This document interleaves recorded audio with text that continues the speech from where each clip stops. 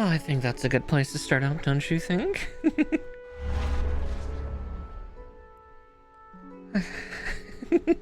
Evening, everybody. Here, I guess I could step back just a little bit. But good evening, all. Mondays, am I right? Oh, it has definitely been a Monday, and I hate it. That being said, how about we bring some fun and joy into things with actually doing a build, huh? I think building some Gunpla is always a great way to start it up. Hey, nature. But here, we'll swap over to top down. One moment as I get myself shuffled over. There we go.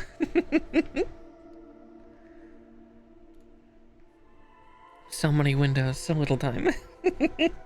Also being constantly harassed by one of my kitties right now, though.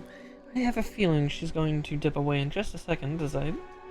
Yep, get the box moved over. Yep, exactly. That's what I thought. Poor Mallow. So tonight, we'll be building one of my favorites. A childhood favorite.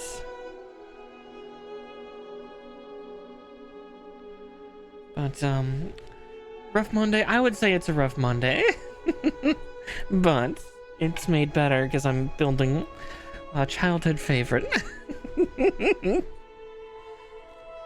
Again, Mondays typically suck as they are, but yeah, this one's been a shitty one for me. But that's why we fix it with Gunpla. It's as much for me as it is for the rest of you. But yeah, and it's our first foray into Master Grade since my very long hiatus. That being said, the other reason I'm building this one instead of one of my other Master Grades is this is one of the older ones. If I remember correctly, this kit is about 10 years old. So, it's kind of my guess that it's not going to quite be like how most of the Master Grades are now. Because, yeah, I'm not seeing parts for an internal skeleton, I think. I could be wrong. I could be very wrong. Oh, absolutely. The pilot for this Gundam from Gundam Wing, Duo Maxwell, very much called himself the Angel of Death. Most of the times when he used this unit, or used any of his Deathscythe units, because he technically over the show and the movie he had 3 variants. Deathscythe Classic, which did not have any wing systems, was just like a humanoid Gundam with a beam scythe. Then there was Deathscythe Hell that had a set of folding wings that formed a cloak over his body, over the unit's body, that had a bunch of stealth technology installed in it. And then there was the not Endwalker, different EW, Endless Waltz variant, which was Deathscythe Hell Custom, which is this one, which has the gigantic set of wings that also has the same stealth and EM fog technology installed into them, but more thematic.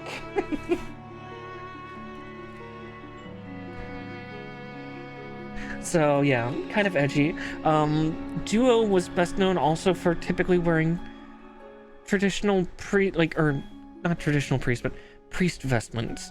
So he typically wore an all black, like, collared t-shirt, like a flat collar t-shirt and pants that were pitch black, and then the white priest's I always forget the name of it, but the little marker that is typically at the throat at the collar of the shirt. So, because if I remember correctly, he was an orphan at a non-run orphanage, and they were all gunned down, and he somehow survived. So that resulted in him kind of keeping to that. But yeah, no, he natural-born psychopath in a good way. Let's see. I could be wrong. If this thing has an internal skeleton lava. It actually just might. So I wasn't entirely sure because the kit that I remember building for this is like the third time I've built the Scythe custom. Two of them were when I was much younger. The first one was, I think, in my very early teens. So it was the 20-year-old kit of this unit, back when Master Grade had a different feel. But yeah, I'm excited to see. Oh, goody. I mean, that's the one thing that you really do need to remember, is most Gundam stories are really fucked up and are generally the message of war is bad, okay?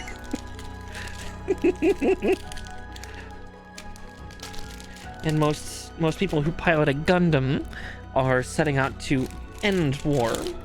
And oh yeah, it's not a terrible message, but yeah, almost like actually Gundam Wing and Gundam, I think Gundam Seed had a similar message of it, of like that the Gundam pilots were unaligned with anyone and would stop war at all costs. And I think the Wing pilots had a similar message despite being a different universe.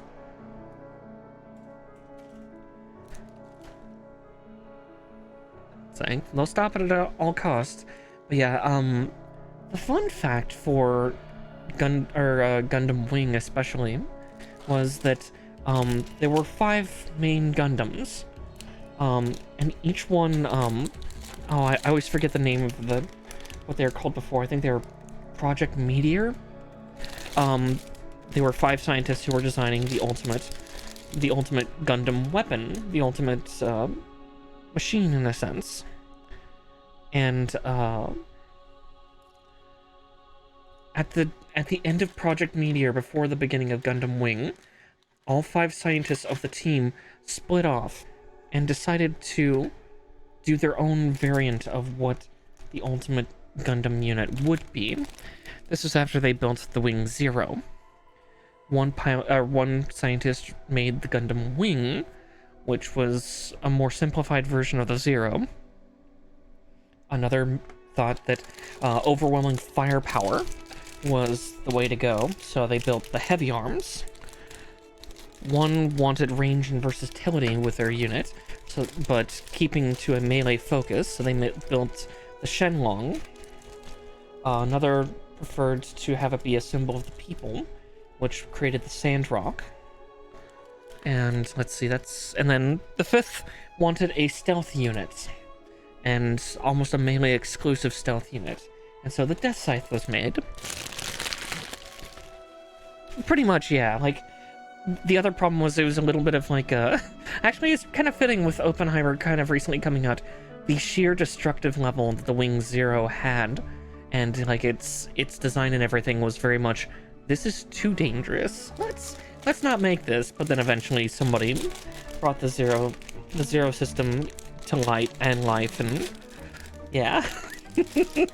Yeah. So again, it's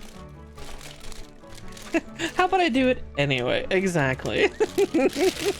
Yeah, eventually the Zero system was resurrected by one of the antagonists, so the Wing Zero was actually brought back and resurrected, along with, yeah, the upgraded variants of the Deathscythe and the Shenlong. Technically, the Sandrock and Heavy Arms got very minor upgrades, but the Sandrock, I think, I got rebuilt like 3 or 4 times. The Sandrock had some decent attack power, but compared to some of the other units I've fought against, it was not the strongest, but it was supposed to be the symbol of the people. Let's see, that's a small runner. There are so many small runners for this one. But yeah, Deathscythe was my favorite because I was a goth girl, so kind of fitting, but also Duo was, especially since I was around the same age as the character, was a little bit dreamy. He wasn't a completely emotionless void as the main character who piloted the Wing. I love Hiroyui, but Hiroyui is just a catatonic lunatic. Yeah, edgy dream boy, yeah. He showed all his emotions when he fought. Like laughing over open comms while, you know, stealthily generating EM fog and cutting enemy Leo units to bits. Laughter amongst the screams. A little yandere. When Duo went nuts, he went proper nuts.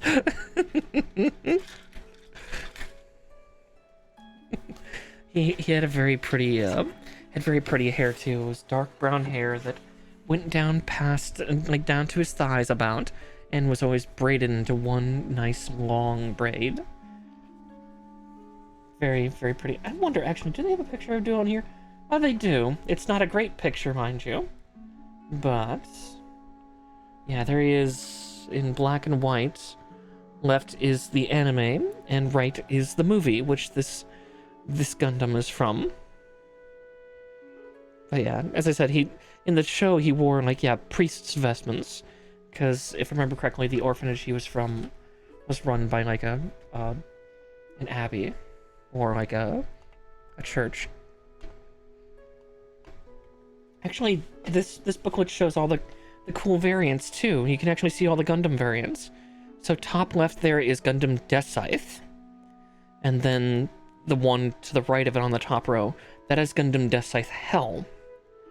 And then the two on the bottom, the one on the left, is the alternate design for Gundam Deathscythe Hell Custom, with the right being what was used in the movie.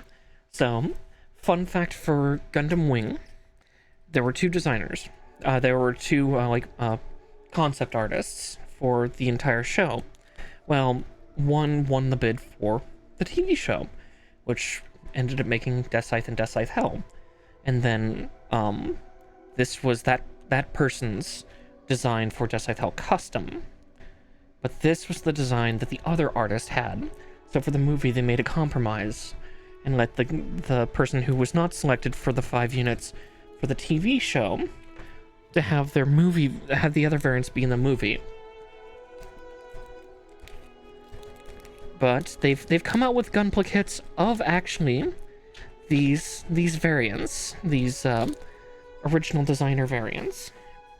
So that's kind of fun. Drop the stickers. Oh right, this is gonna be super easy. There's like no color correction. Good, because these are all the decal stickers. Cool, because like the only ones will be liner black and sensor green, which is perfect. I'm gonna make those scissors disappear because I don't need them anymore. But yeah, this is going to be fun. This is definitely a favorite of mine growing up, so we'll see how it turns out. I still don't see enough parts to show interior skeleton, so we'll have to see there. But actually, I might move all these over to the side here.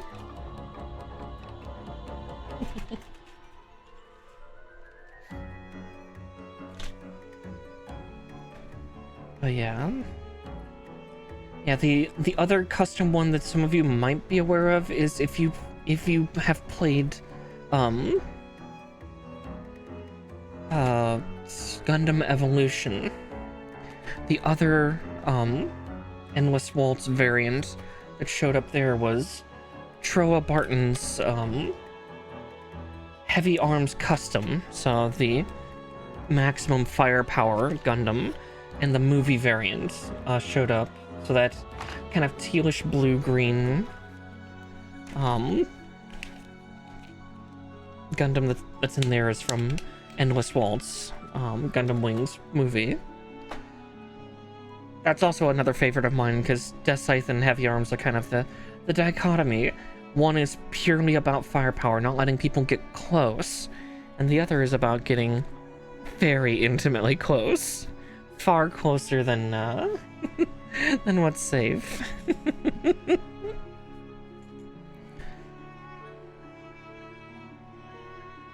And then some people have made kit bashes and custom kits pertaining to, because the manga for Gundam Wing has continued. Now, I've seen another VTuber bitch about Gundam Wing, and actually, I consider most of his complaints founded. I'm not a big fan of Hiro. Because, yeah, Hiro has the personality of a wet sock. Like, even Troa, who is supposed to be, like, more emotionless, he at least has slightly more reason for it, and then you see it flare out at times where Hiro just feels so detached. Just, I'll kill you. It's like, okay. Too much edgy. Duo, where are you? You at least have a sense of compassion.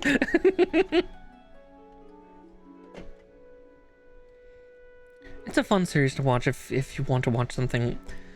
I hate saying more classic, but this did come out in like 1997, so it is older-ish. Not supremely old by Gundam standards, but I hate to admit that, yeah, it's kind of old. Just a bit. Let's see.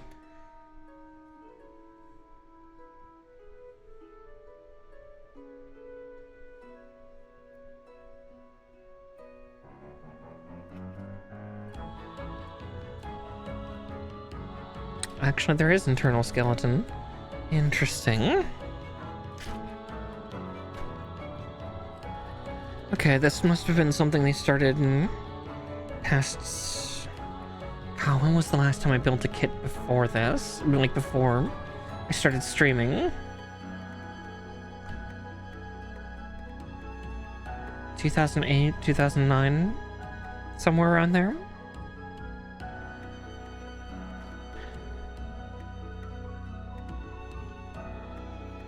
Okay.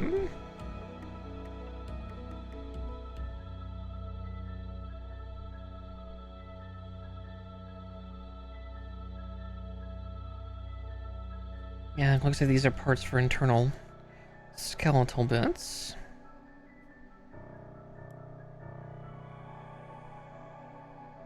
So let's get XA2022 out first.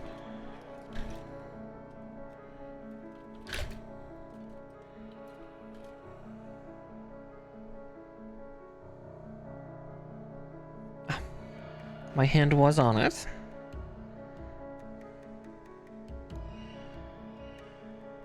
But at least good to know that that this was updated enough, for the most part.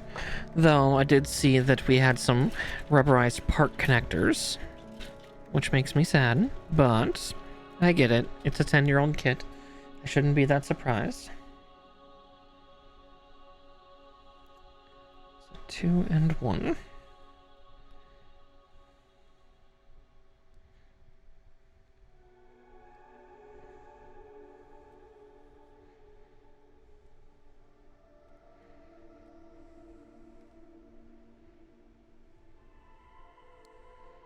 I actually need to drop in and watch Red Claw actually a little bit more while he does his builds. It's just more finding the time to watch at the same time that he's that he's streaming.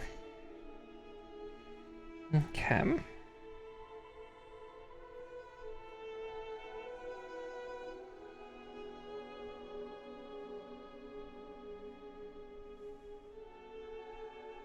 Now, luckily, I've trimmed my nails down quite a bit just because they were getting a little too long.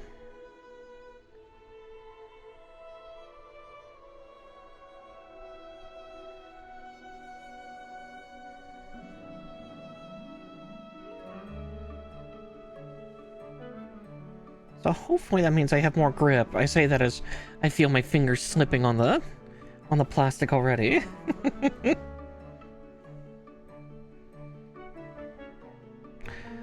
Fair. Well, you missed out on some fun explanation, though. Some nerdery, then. But yeah. Here, before we get building too much, this booklet actually is probably one of the most helpful ones I've ever seen. So you can see the 2 designs for Duo on the first page there. Very pretty boy. Yeah, in the TV show he wore priest vestment, and then in the movie they made him go more casual. But then you see... Okay. Oh, that's the main protagonist. That's, yeah, Hiroyui. This is Duo Maxwell. So he's a little nicer, but yeah. But yeah, just the two variants that he had in the show, Deathscythe and Deathscythe Helm, and then the TV show's design for Deathscythe Hell Custom, and then what Deathscythe Hell Custom was by the second concept art designer for this series. Yeah, but Hiro is very much a wet paper towel.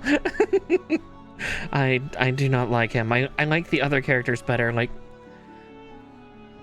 even Troa the amnesiac has more personality, despite, you know, being practically catatonic with his miniguns.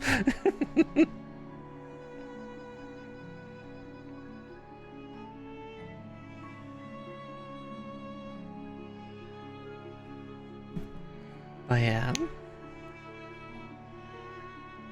Deathscythe Hell was very much a little bit, yeah. So like the very first episode of Gundam Wing, really the first time that the character interacts with anybody, kind of meets with what I would consider one of the narrative protagonists in the entire show. Oh god, what was her first name? Her last name was Peacecraft. Oh fuck, what was her first name? Because Miliardo was her brother, but that you don't find that out until much later on. But yeah, like, she runs into him because he suddenly appears at her, like, prestigious military school that she goes to because she's the daughter of, like, a general or something like that, or like a major diplomat or something. And the first thing he pretty much does is pulls a gun on her, whispers in her ear, "I'll kill you," and then, like, walks off. Like, it's like Twilight levels of personality.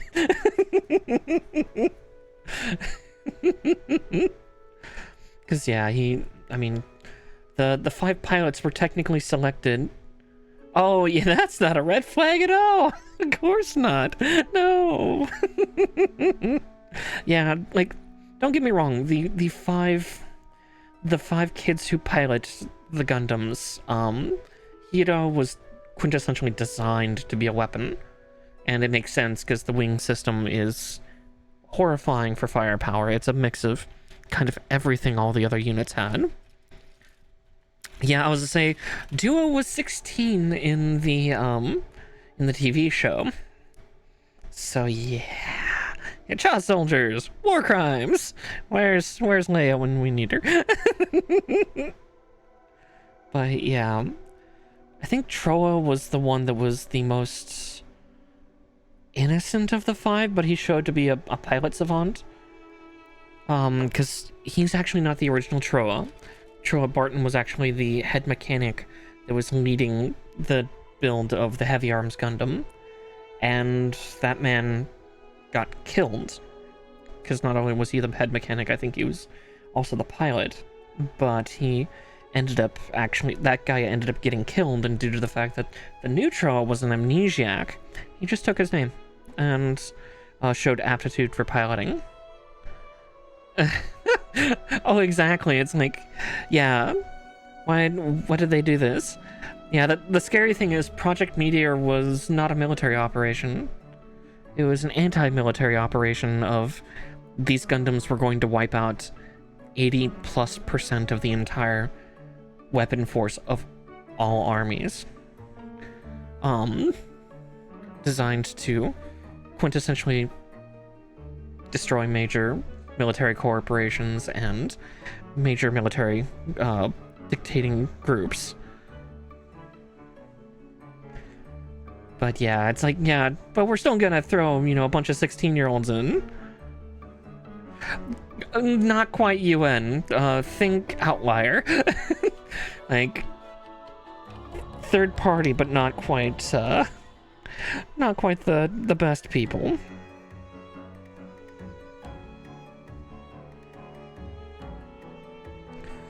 Yeah, global space colony third party.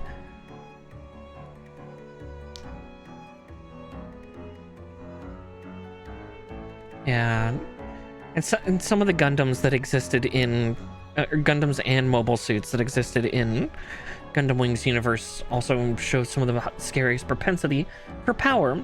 Later on, you will see me eventually build Wing Gundam Zero Custom, because despite the fact that Hiro is a wet sock, I do love the design of Wing Zero Custom. That thing had enough firepower to basically like be a dual orbital bombardment laser. Admittedly, in its deteriorated state, it destroyed the Gundam with it, but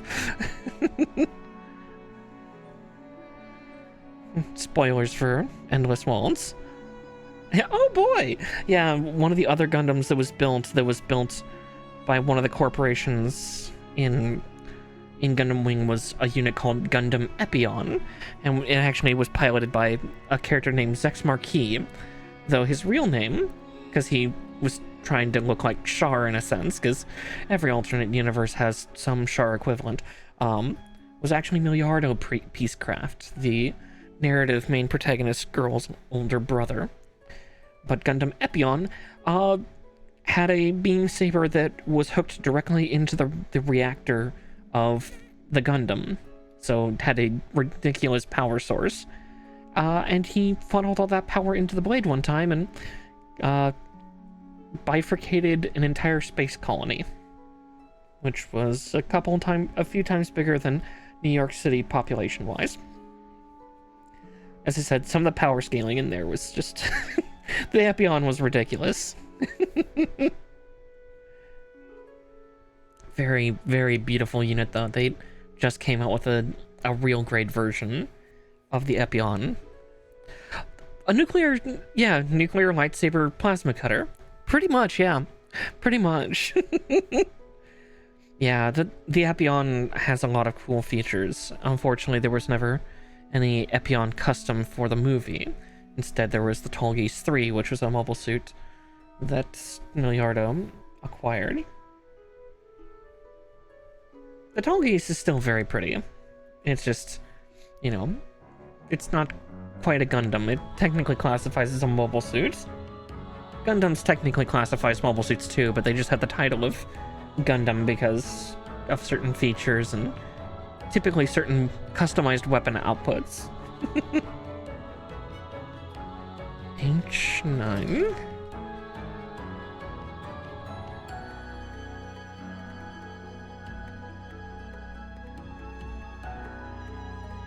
Let's see, both 9 and 10.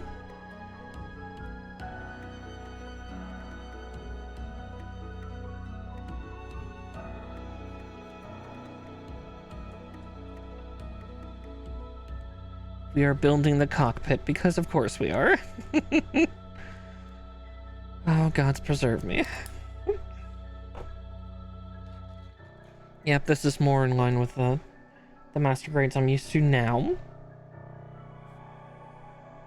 Oof. Let's see, so there's 9. XA21. And my hand was on it yet again. As per usual.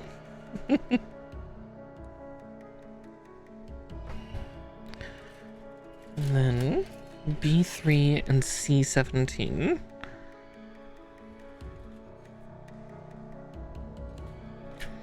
B must be one of the runners to the right of me. Let's see, those are F. G. Also G. Heart connectors. B.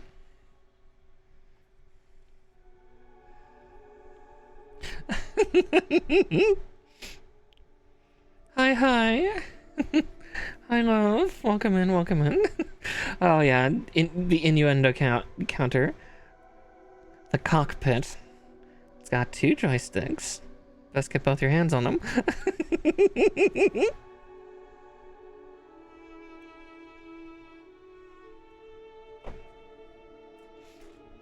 Alright, so there's that. I said C17. Also, that's another thing that comes with these parts. You can see them right there under my fingers. 2? Oh my. But we're looking for C17. We are looking for the pilot to put in the cockpit.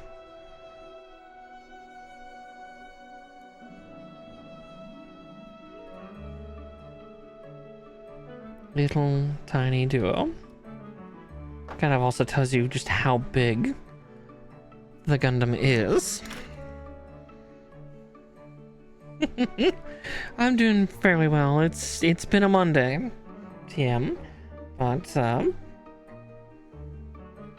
we'll definitely live and definitely doing better now that I'm building one of my favorite Gundams.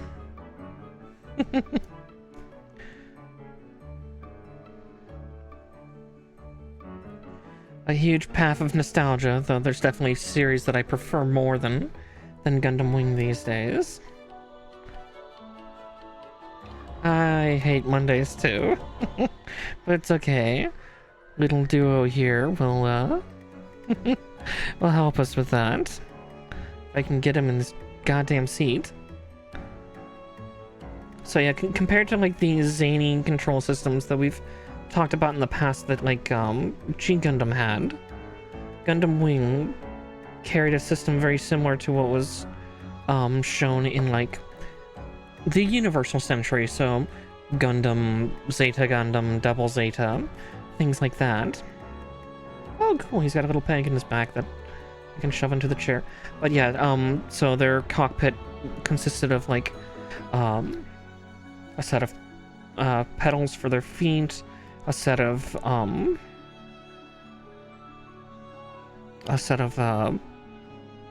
like ramping lateral joysticks, so that helped with like doing locomotion and thruster movement stuff. And why is that phone going off? Good grief.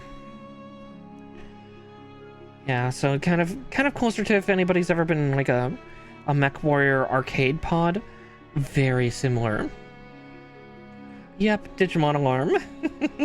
I have the original adventure theme for my phone. Somebody from New York's trying to call me. I don't know who they are. That's the furthest place from where I am.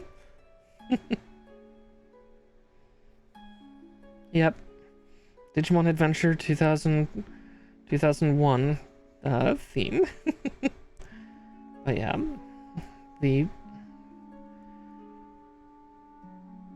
I really like the control scheme that are in these things, but yeah, so there's the size of a, you know, just over 5 foot or 5.5 foot tall pilot. Actually, did they state his physical stats here?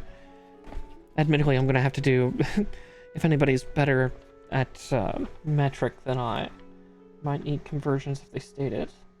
Nope, they don't. I think one of the previous booklets did once of like, because I think he's like 165 centimeters, so he's like, that's about what, 5'6" or so. 5'6", 5'4". So a little smaller than me. Yeah, we only got freedom units here. Ugh, I hate Imperial. I've been slowly trying to teach myself metric, but my conversions are still a little sloppy.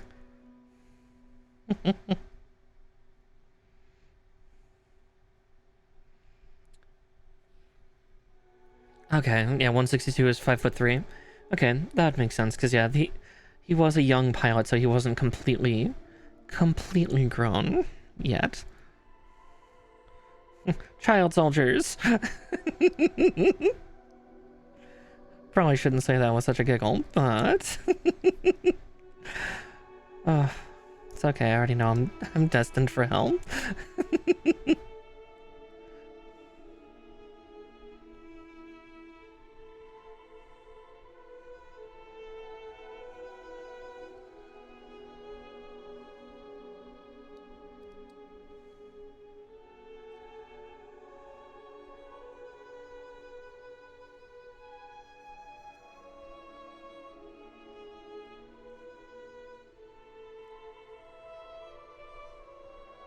They were beans with trauma, pretty much.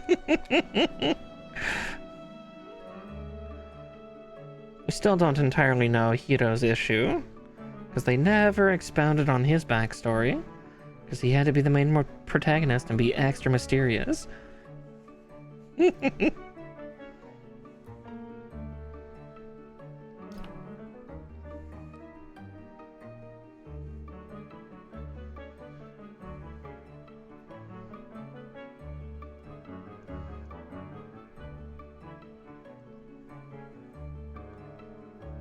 Oh, that's so wiggly.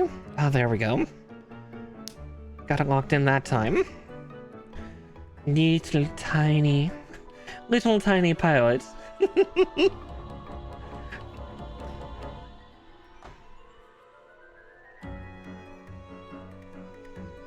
try to remember. It didn't say the stats for the Gundams either, did it? I think I remember how big Deathscythe Hell Custom here was. I think it was like 16.2. Yeah, the 162 keeps ringing in my head, but I think it was like 15.8 meters tall, so roughly approximate about 50 feet tall. Gundam's big. It's not the biggest Gundam in the world, mind you. It's actually on the smaller side. Because I think the High Nu is like one of the biggest ones, and that's like... Oh no, yeah, Gundam Big. Actually, no, one of the biggest ones I think now is Gundam Unicorn Plan B / Perfectibility, which I think sits at like a whopping like 22.31 meters.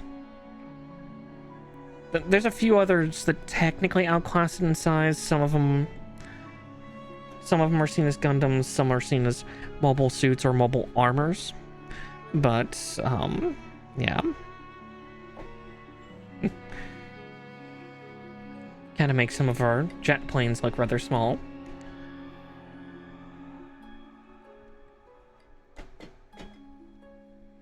I think in a way that's kind of the point, is because that's especially explained in the Universal Century. The original shows was actually mobile suits made things like tanks and jets and warplanes almost immediately obsolete, and so they had to figure out how to combat that, because yeah, the Zeonic forces took the Zaku unit, which actually was not a war machine, it was actually a construction machine originally, and they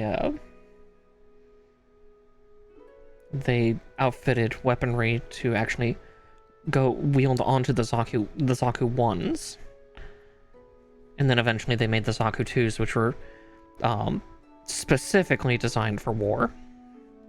Unlike their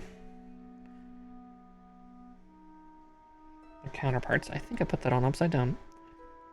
I did.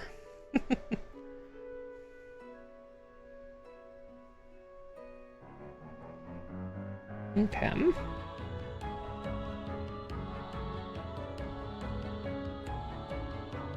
That part. Oh, there it is. Yeah, protection, nah, devastation. Pretty much. Oh yeah, that's why you really only see, like, in the very beginning of Gundam, the original series. That's why you see a couple of the units show the development cycle of the Earth Federation forces attempt to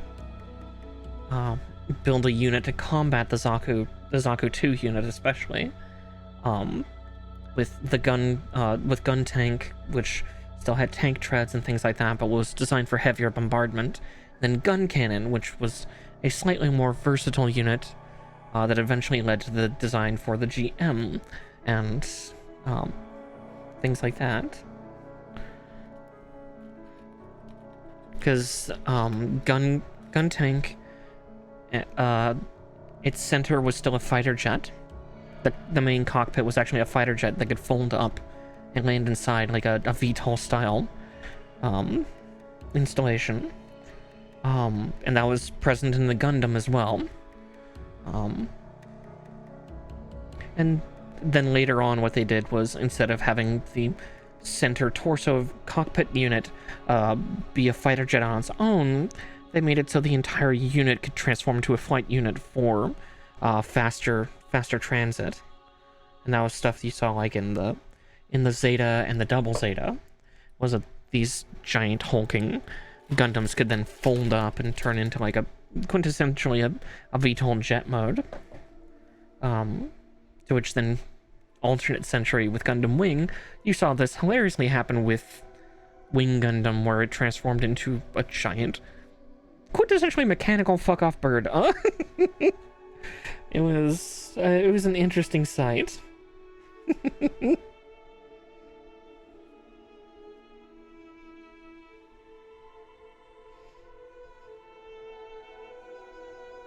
But yeah, that was something they kind of phase in and out through the series. Of course, also the timeline for Universal Century, especially Universal Century Gundam units, is all over the place. Oh yeah, that's why we have alternate century. We get to have the creative shit there, where Universal Century has to be kind of more gritty and like semi real world's equivalent. You know, real world, but you know, give us a couple centuries if we actually got to space.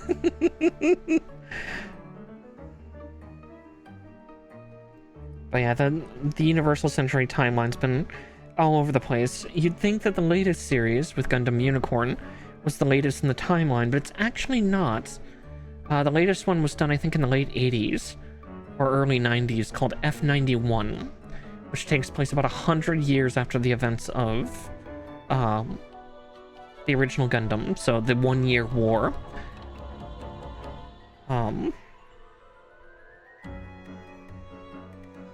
And that's probably one of the smallest Gundams. I think that one's only like 12 or 13 meters tall. Very tiny Gundam.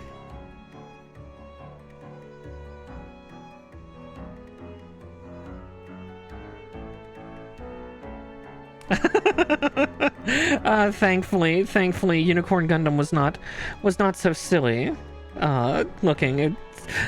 It was not piloted by a horse. For some reason, all the code names for the Gundams in Gundam Unicorn's series were that of like mythical creatures, because the myth was that the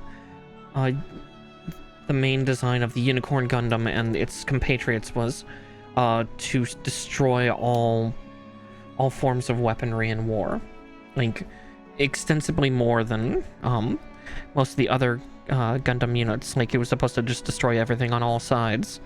So kind of going back to that theme that some of the alternate century ones have done. Because yeah, the three main units in Gundam Unicorn are Gundam Unicorn, Gundam Banshee, and Gundam Phoenix. Though Phoenix is not spelled the way that we know it. It's spelled in a weird combined hodgepodge of Japanese and English. Phenex.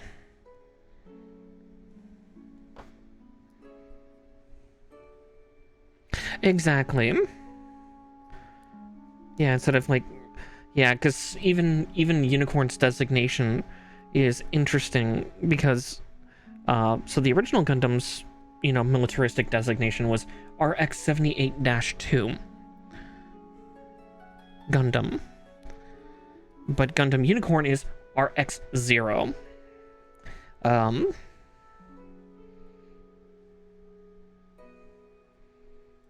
It's like RX-0S or something. Yeah.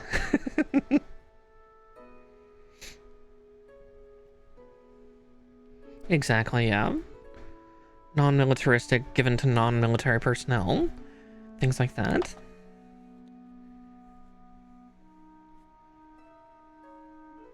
G214.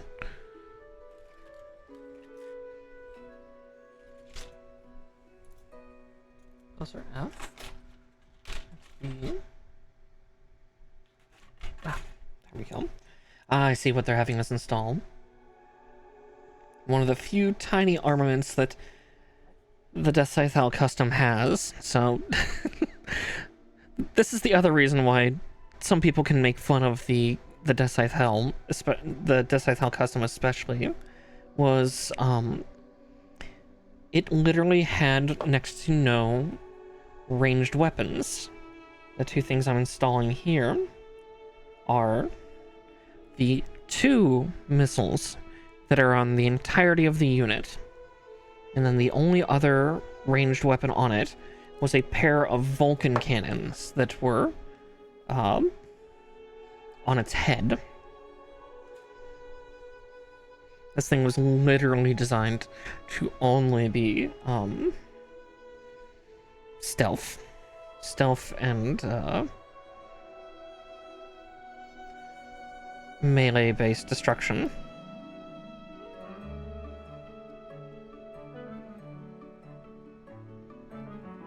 Oof. Oh, those are so small. Oh, those are so small. Quintessentially, yeah, like... Yeah, because I think the Vulcan cannons are like... God, trying to even think of, like, equivocal weaponry, like... Pretty powerful guns that we have on, like, a jet or something, but... Yeah, nothing when you're a 50-foot tall robot. I think the Vulcan cannons are, like, equivocal to, like... Yeah, like a jet fighter's cannon. So yeah, like, yeah, next to useless. Pea shooter, as you put it, because also a lot of the alloys were pretty durable. Let's see, inch.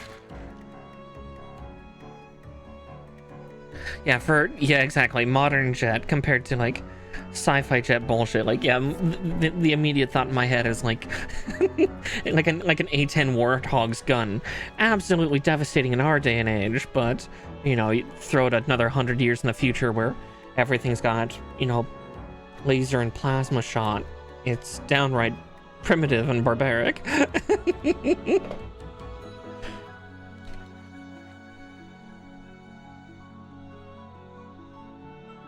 I am excited though. This is definitely a lot more detailed than the last time I built one of these, the Deathscythe. So this 2013 variant is not half bad for the most part.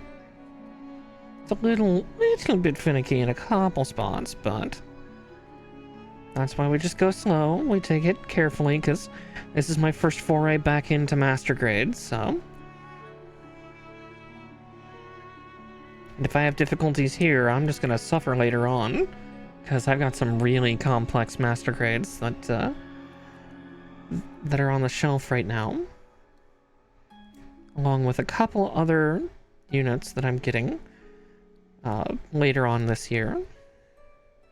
The one I'm most excited for is I will be eventually building a perfect grade. Okay, I'm not being patient enough.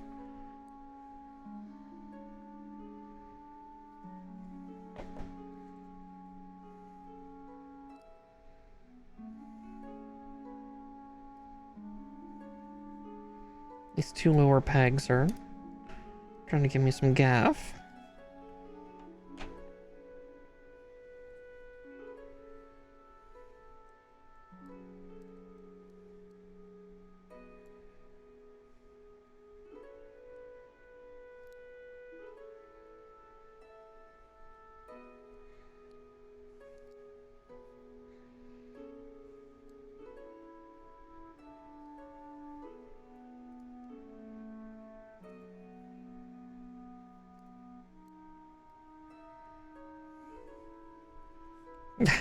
Yeah, pretty much. I really feel that's how the perfect grade's going to be.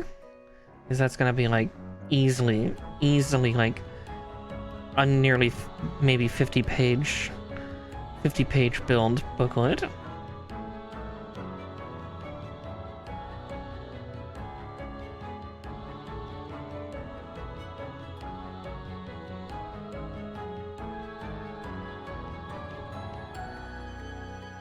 Where is my file?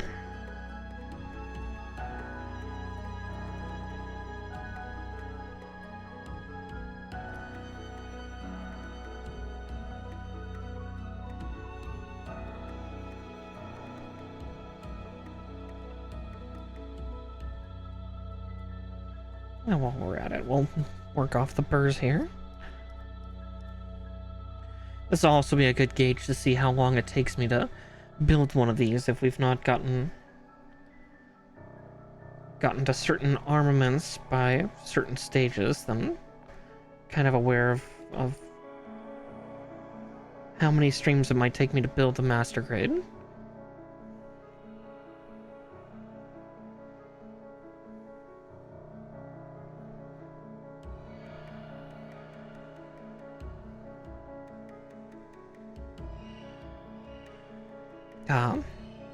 Arguing with plastic though.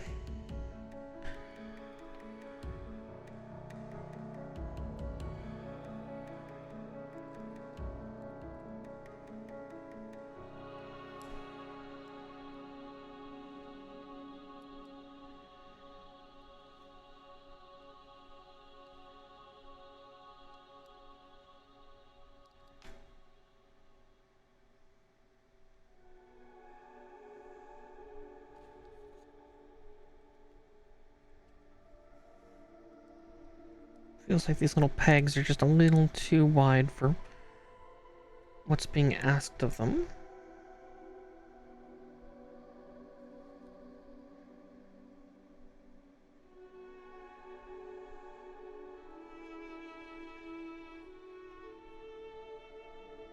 I'm only just noticing now.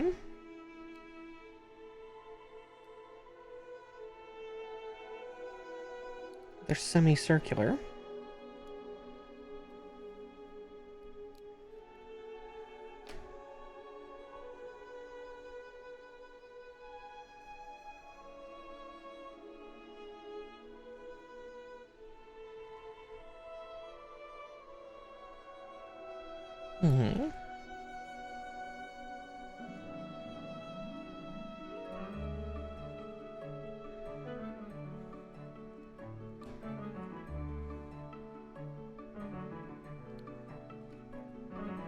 At least I think they're semicircular.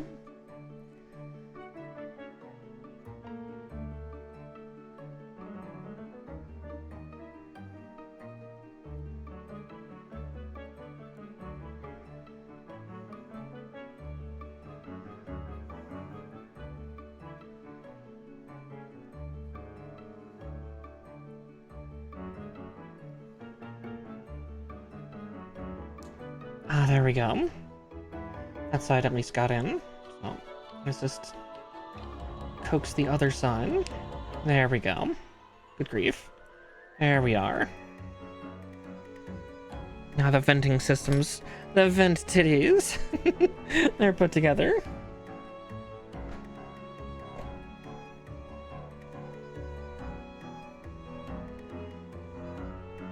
C-115.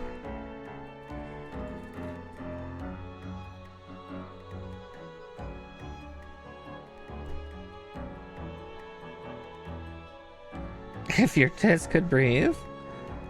I mean, they can look like they're breathing, can't they? A good rise and fall as you breathe in and out.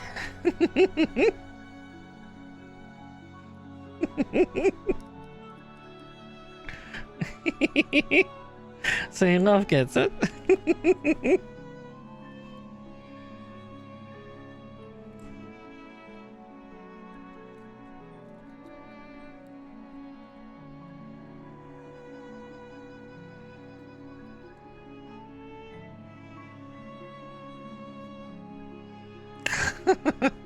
Yes, at least they don't inflate like balloons.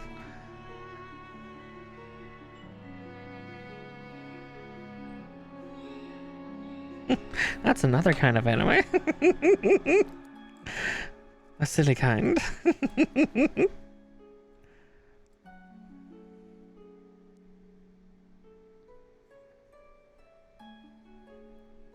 Oh no. It's a kink somewhere.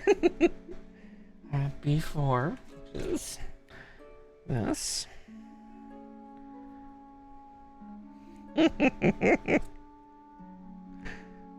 Listen, to each their own. Not quite mine, but I've known others. Oh, it absolutely is. There's several kinds, huh? None of them should probably be said on Twitch or YouTube, but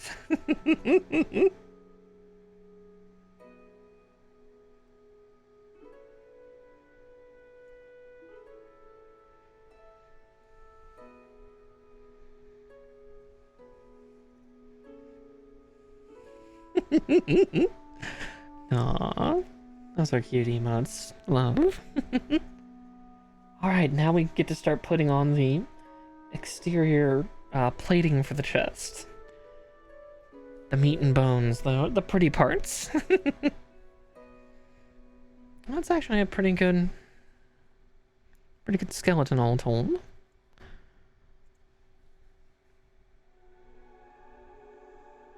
Yeah, the other hard part's gonna be, yeah, the little thin parts that go in after you put the plating on.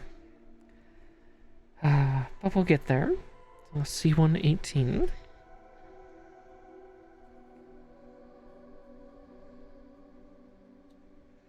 I'm just happy there's not a lot of color correction for this unit. That makes me happy.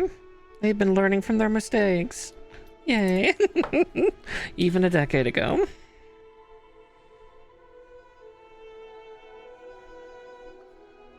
Yeah, I'm gonna be so intimidated when I get my perfect grade in.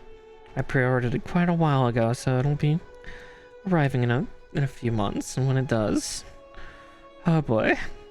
That box is gonna be interesting. How the hell am I going to show that to all of you here on stream? Because that thing is like the size of my desk.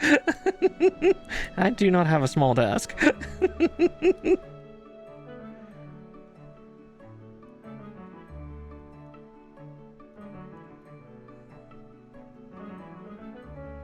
Yeah, that'll also just be such a terrifying scale to build on. So, all the kits that we've been doing before this under high grade, except for 2 weeks ago. 2 weeks ago, the kit we built was also the same scale as this one. I just lay it out like an autopsy table. All right, we'll be building on my kitchen counter and.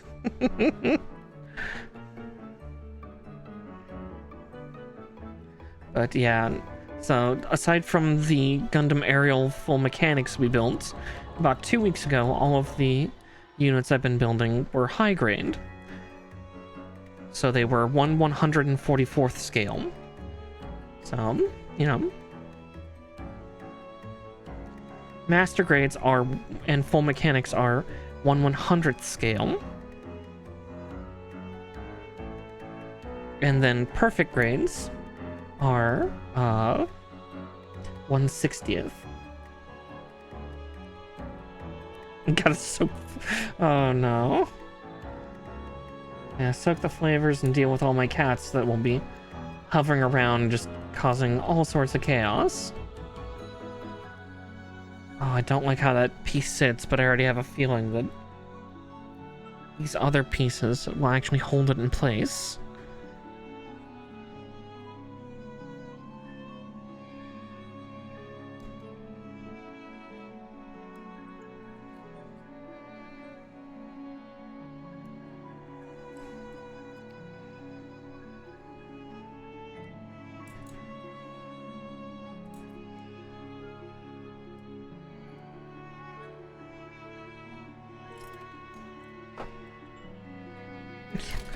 Yeah, Gundam Cacam. Oh god. See me with like a freaking newspaper. Get smack.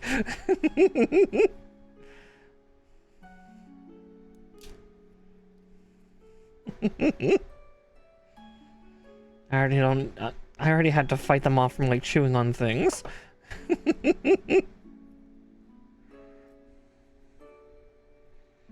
That's why all the Gundams have been put in my craft room. They're not allowed in that room.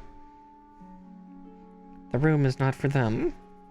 They are deeply insulted by this by this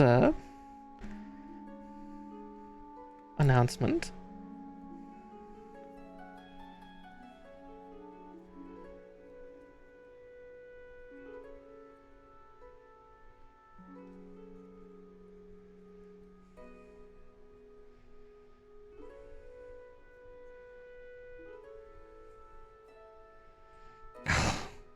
Ah, okay, so I'm gonna be trying to get hold of Pisces Gundam from G Gundam, of course.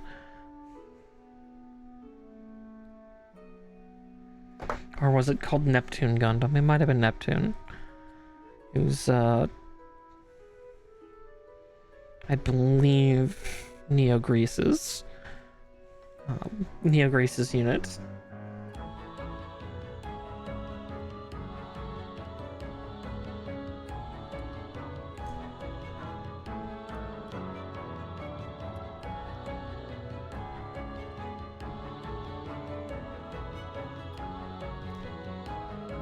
Yep, I was absolutely right.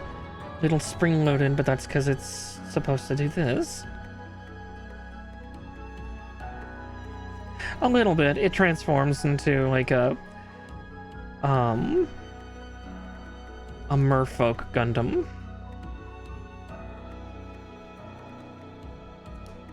Because, you know, G Gundam rules.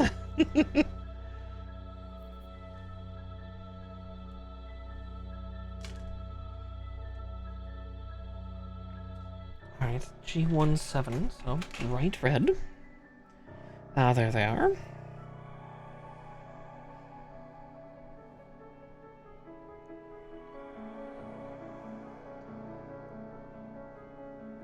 We will definitely do these one at a time. Don't need to accidentally put the wrong titty vent in the wrong place.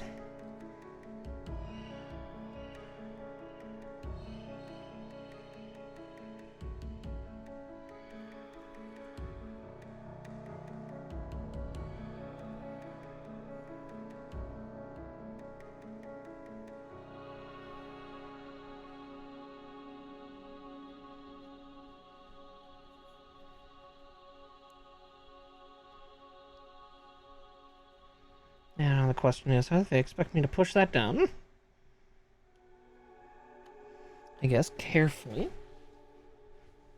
Carefully would be the word. So I'll keep my nail from creasing it or anything. Let's see.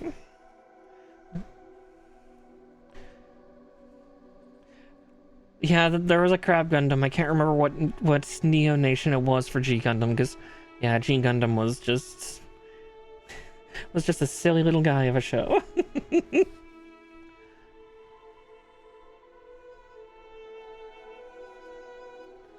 Okay, there we go. Going in, looking solid. I will keep that paper towel because I will need it for the other titty vent.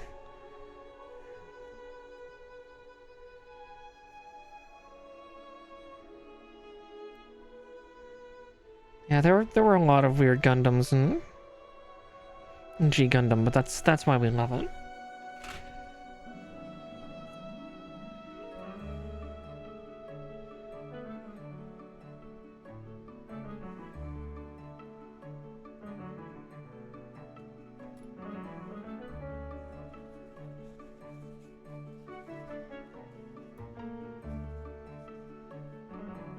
I know that it's a little obscured as I'm pushing this part in, but it's the best chance I have at keeping it from deforming. As I don't think it would actually deform under my hand, but the problem is I do have fingernails, and if I apply too much pressure, I'd be worried about taking a sharp edge and. There we go. I'm trying to remember, yeah, the crab one was called Cancer Gundam, wasn't it? Something like that. I mean, as a cancer myself, I approve. Okay. A10.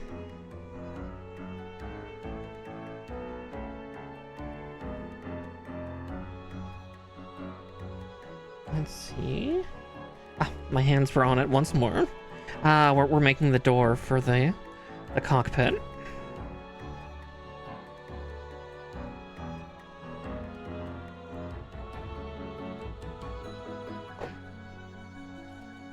And D1.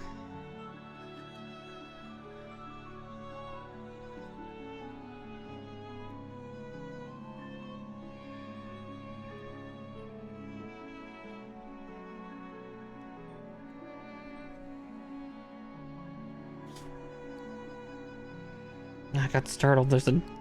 One of my cats is sleeping behind me right now, and he just sneezed. It's like, ah, what was that noise?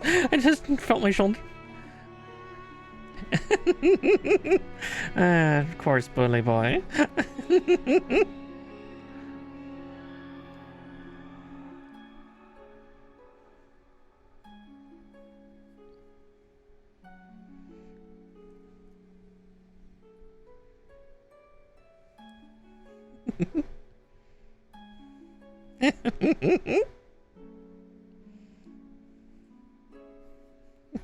Listen, I'm a little pinchy crab. Gotta bully how I can. Gotta bully the bull.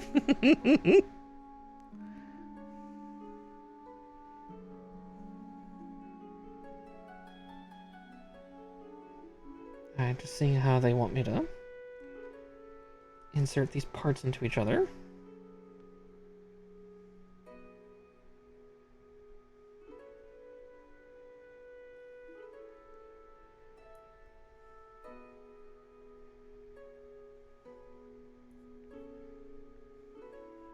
God, that is very tight.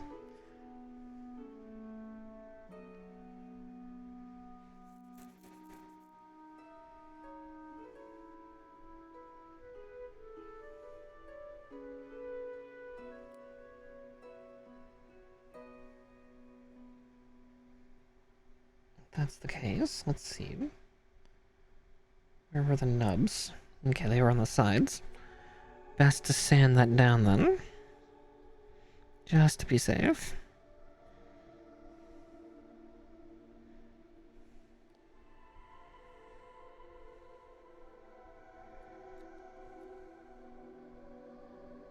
Oh wait, I see.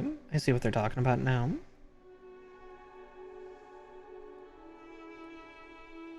I think.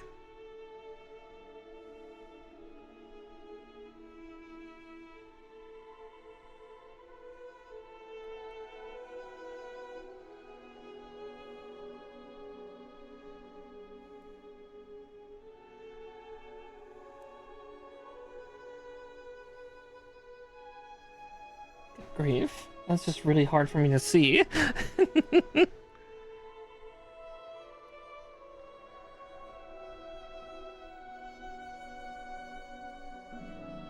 Hmm.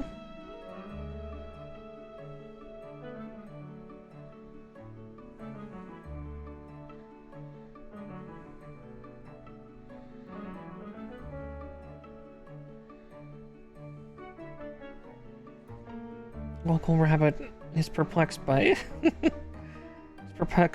plastic for a while.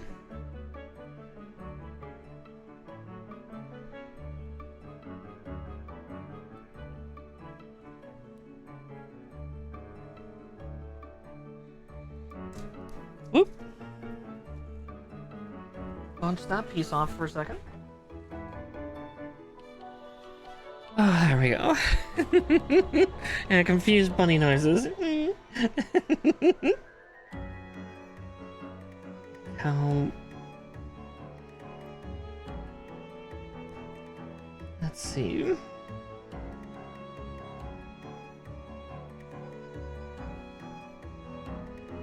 that's like partially spring-loaded though. Good grief. Because it really does not describe all how that's supposed to seat in. I have a guess, but...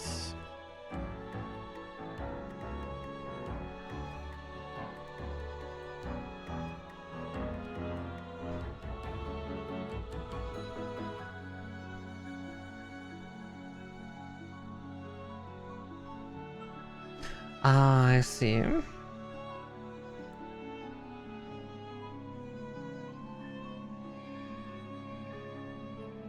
I think.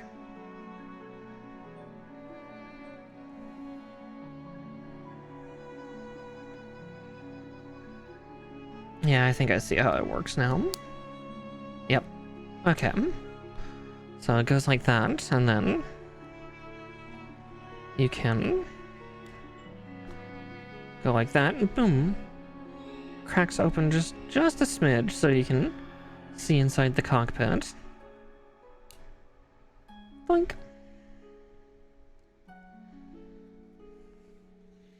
Okay, cool.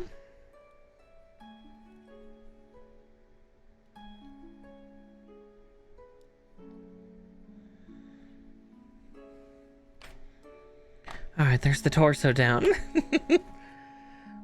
Torso, now it's time to get some head. I mean, build the head. I think more the giving than the getting sword there. A13 and H14.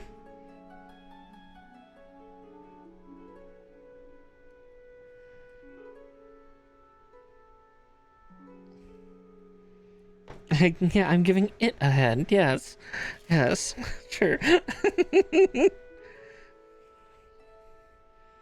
H14. Ah, there it is.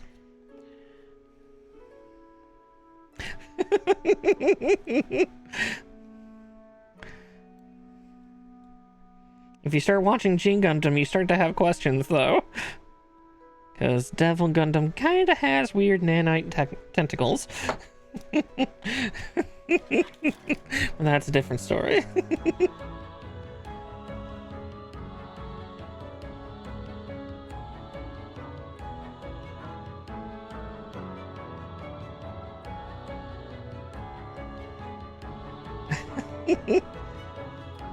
Devil Gundam's a lot of things. Don't worry about it.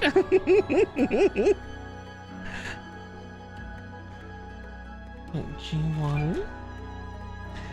Alright, time to put the tiny chin on this thing. Oh, good grief.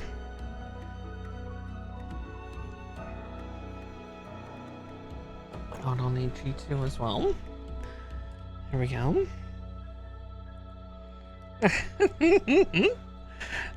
See, exactly. You get it.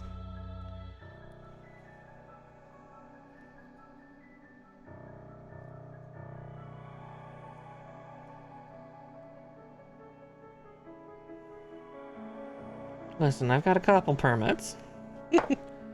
I've seen enough custom animations to know where this is going.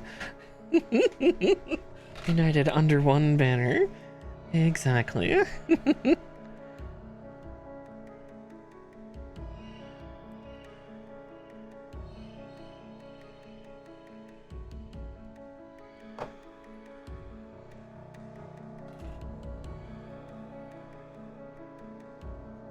Yeah. Custom animations. Yeah, we'll use those words. I did talk about being on Newgrounds when I was younger, so to the surprise of no one.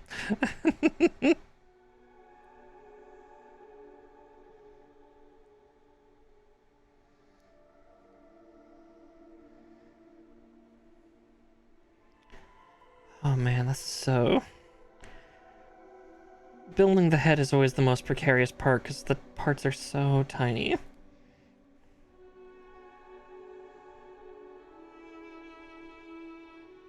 There's not really much way to grab hold of them and put them on, so kind of just hope and pray.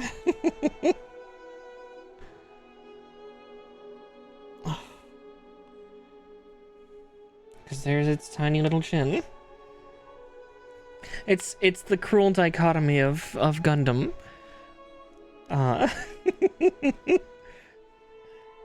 Tiny parts or have to deal with stickers. Make your choice.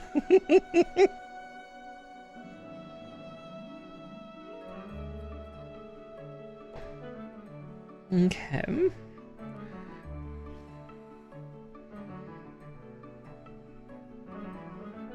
A8. Okay, so they want me to pull out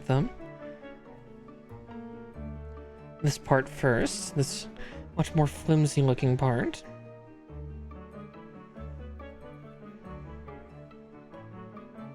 Because let's face it, it is flimsier. It's got so many holes in it. Yeah, oh my god, it's so beautifully detailed. Oh god, it's beautifully detailed. Pretty much. So we're putting in the fancy fins, because this thing has all sorts of venting all over its body for that EM fog that it generates to maximize its stealth capabilities. Which is rather funny, because in the movie, all the Gundams kind of go in guns blazing, but I guess Deathscythe Hell Custom does it in his own style.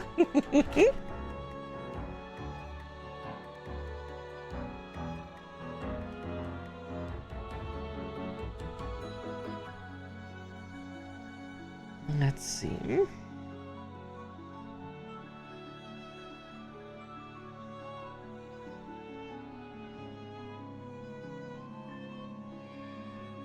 I gotta be extra gentle because that plastic is so thin. Let's see.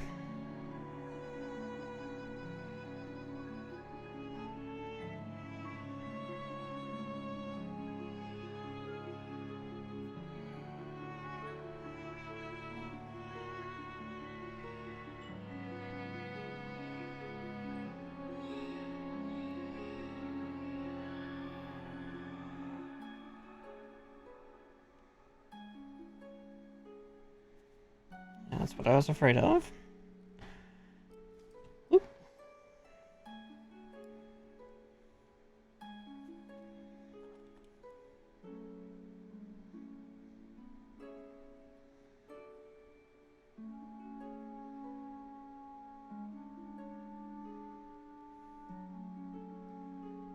Just little strut burrs I gotta burn off. Just gotta be extra careful because the part is so small.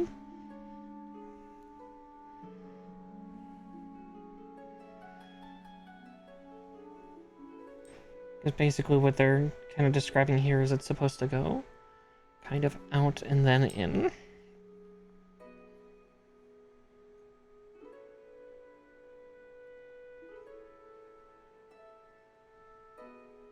Oof.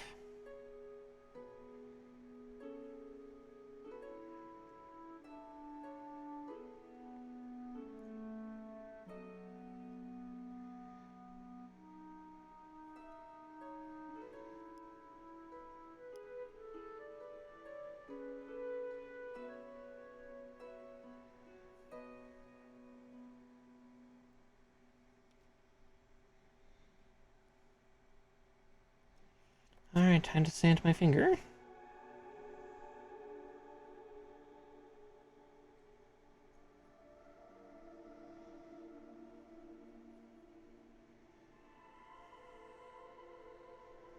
There we go.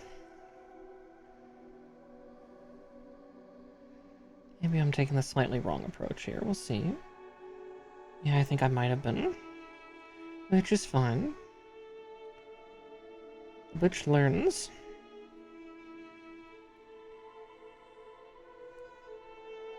Hopefully.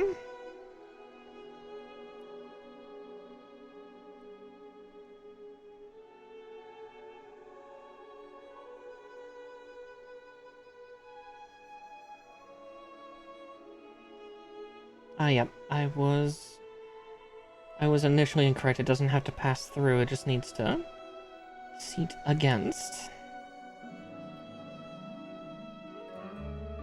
Oh god. Oh my. I've been told I have a relatively soft touch. Maybe not right after I finish a Gunpla. Usually then my hands are in need of a good lotioning and rubbing. Oh yeah.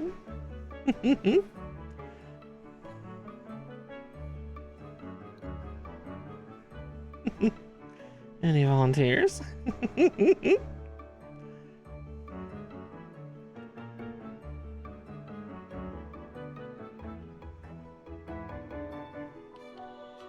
Okay, there we go.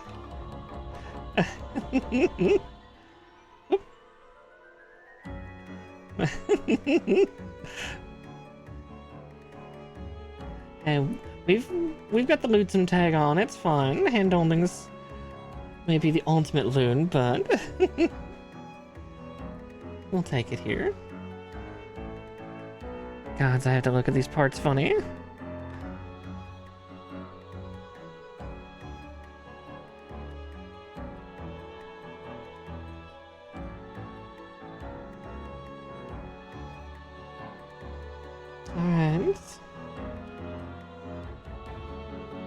Alright, we don't touch that. This next part's going to be a little bit rough.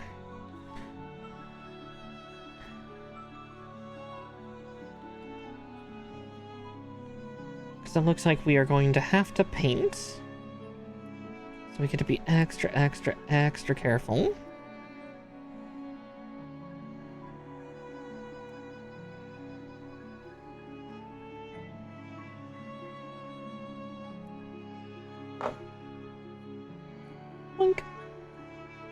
It's clear, so I have to do it myself. I have to do it by hand. Let's see. Actually, I'm going to attach... Well, I have to get A7 out as well, the back of the helmet.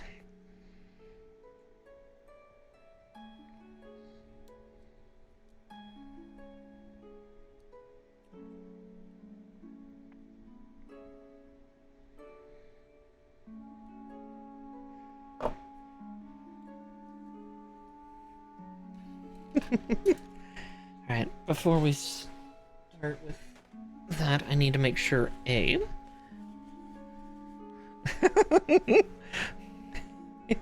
So you get it.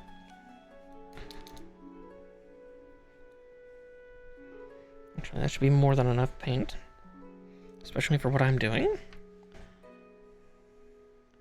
which is...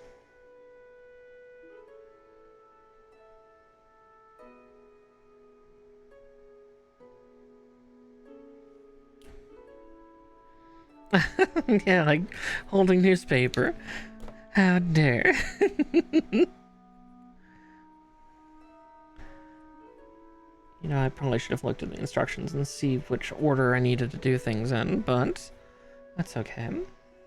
Gives it a second to try to dry.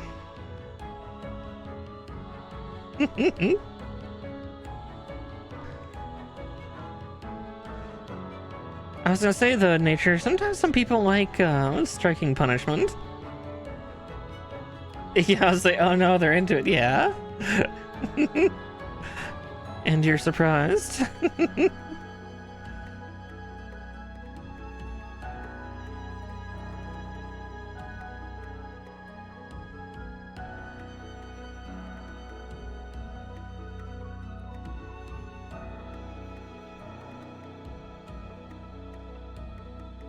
Ah, that's why. I'm trying to put it in upside down.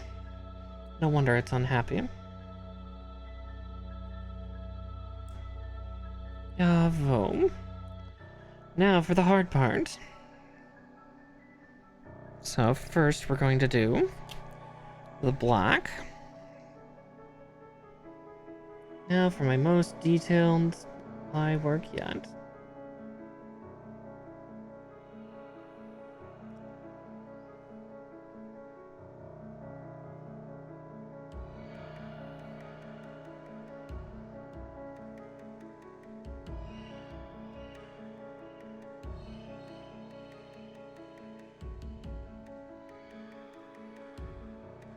Gotta do the makeup on the edgy Gundam.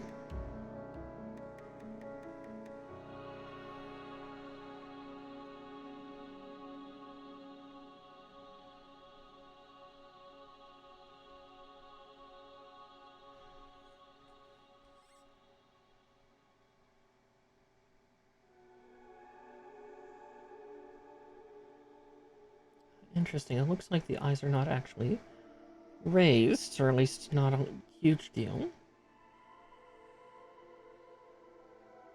That I am not used to.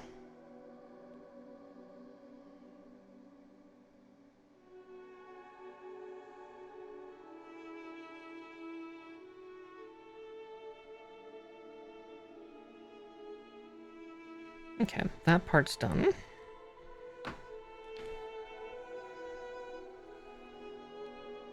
Now, the scary part. Such a tiny, tiny little spot that needs green.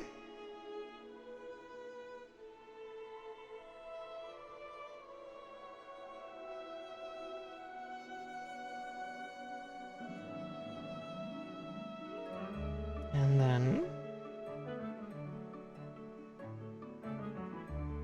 right there. Cool. And there we go. All the color correction things, I think, are done. The front of the head, the back of the head. Well, it looks like there's one more marker somewhere. Or one more color correction sticker. Alright. Oof.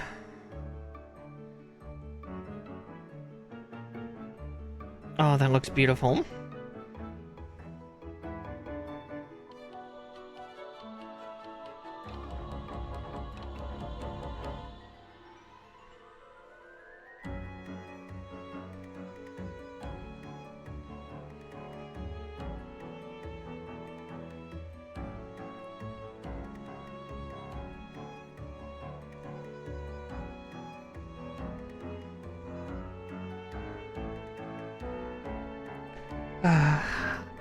Now.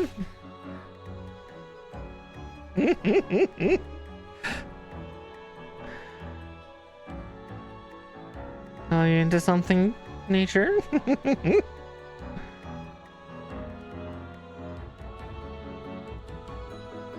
Let's see, every king needs his crown. So let's put Deathscythe customs on, huh?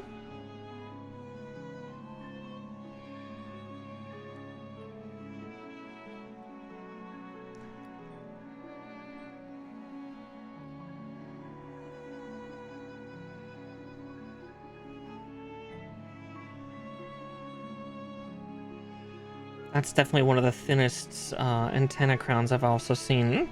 There's like not even backing, it's literally super fine points. Alright, there's that part done. Now we go on to the arms.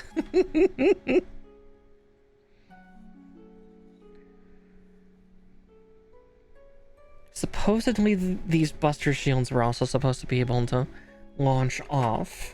That's how the original Deathscythe and Deathscythe Hell were. They had a shield on their left arm that was like a blast shield, a smaller one, mind you, but it would open up a set of mechanical scissors on the inside, and then a large beam blade, like a plasma blade, would push out of it. And it had a set of thrusters in the back, so it could launch off like a missile and impact into somebody. Shouldn't be surprised. No, you really shouldn't.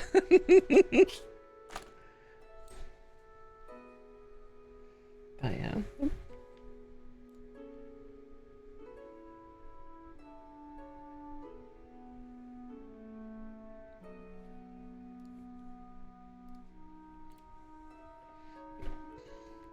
Kind of, yeah. It had the ability to also return via a series of thrusters through it. But yeah, it was designed for quintessentially scissoring and pushing the plasma beam blade through the cockpit of the enemy mobile suits.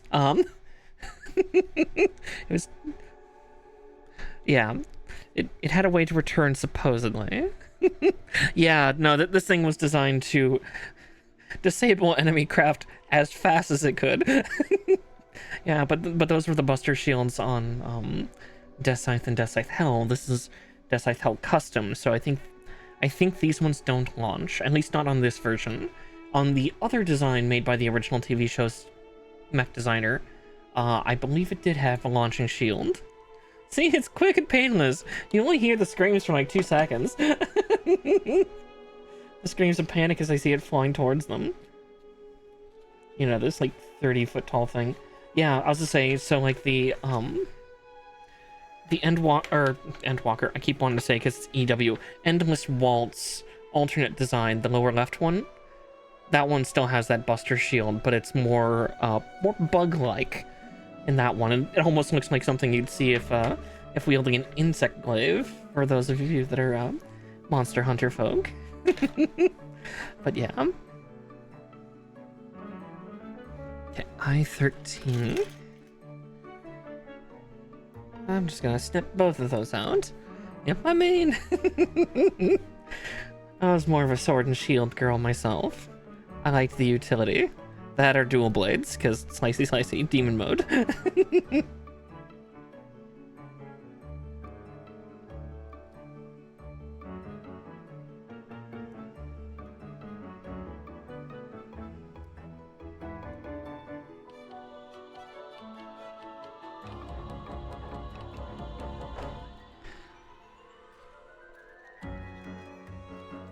So I finished... Well, I was gonna say, yeah, I need to finish Iceborne specifically, because I didn't do, like, the Fatalis or anything, but... God, I loved World. Rise was fun, but yeah, my group kind of... We petered off for a little bit. Alright. I'll snip all of these out, since I'm making both of them.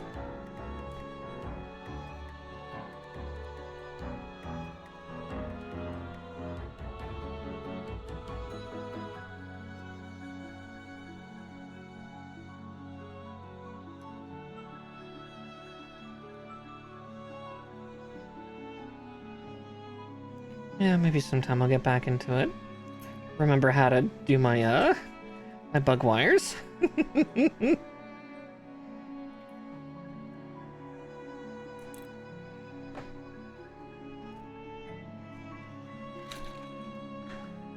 Yeah, that's kind of where I am. Like, there's some extra utility that's in, Rise that I really enjoy.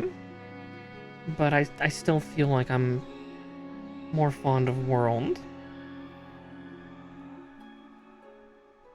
I liked the look, I liked the feel. I had gotten really good at my sword and shield usage for, not quite being a pocket healer, but being like a field healer. I guess is the better way to put it, because pocket would mean I'm running. I'm running out of the way. But yeah, like I would try to stay closer. Oh, that is tight. And other things said out of context.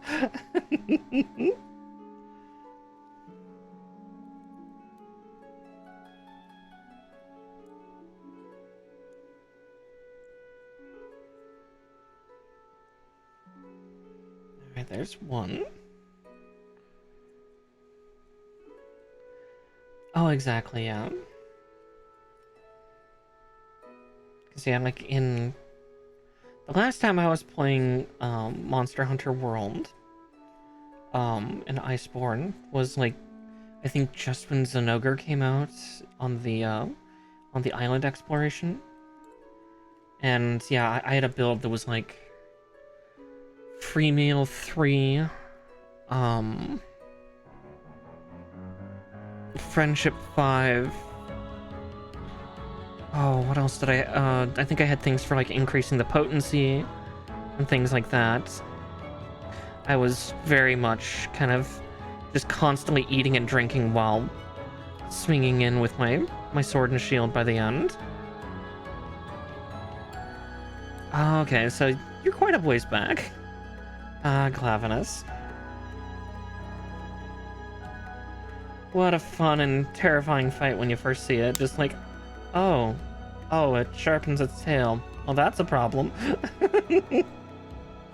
That's a big problem. Got a fucking sword for a tail.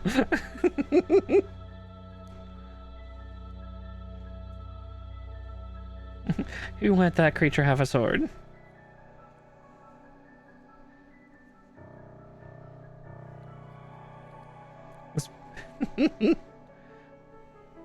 Yeah, I was very much just...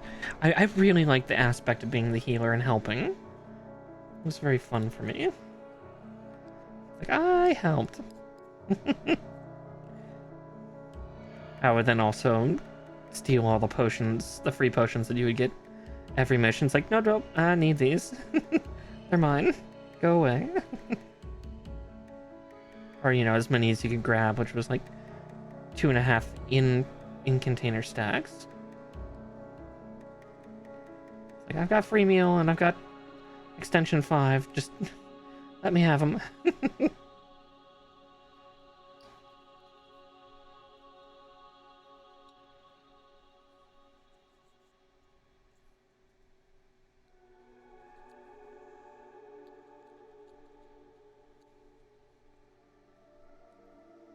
Oh, exactly. And with all those upgrades, it was so useful. All right, J1. All right, they're 2-tiered.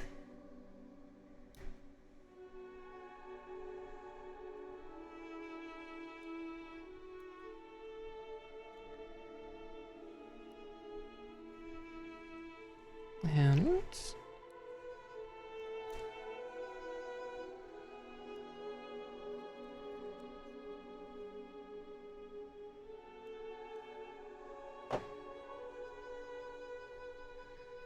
there we go.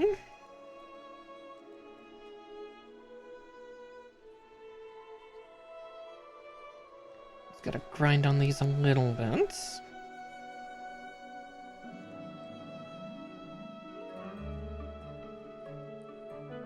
Oh, those are pretty. World was actually, yeah, my first. I had thought to get Monster Hunter Tri forever ago when I was younger, but I never actually did it. Yeah, World was my very first one, so I was very new to the series. But man, did I play it hard. Good grief. A lot of challenges. It was made a lot more challenging because a lot of times at the time when I played Monster Hunter World, I had a friend who was very antisocial. He was actually my roommate at the time, but he hated other people. I would equate him to a misanthrope. So a lot of times it would just be him and I playing, and it was very, very exhausting on my end, because I preferred it when we even pugged just a couple extra people, because 4 people made it a lot easier, despite the fact that they were a lot more... The monsters were more aggressive with 4 people, but it meant more hands, keeping it distracted, keeping it engaged. A lot of times I had to do... Yeah, but it was harder mode with fewer people. It always felt harder, because, you know, it's just the 2 of us, and yeah. That's why I was glad whenever I could pug it. So 10, 11, and 13. Looks like we're making... Yep, we're making the shoulder joint.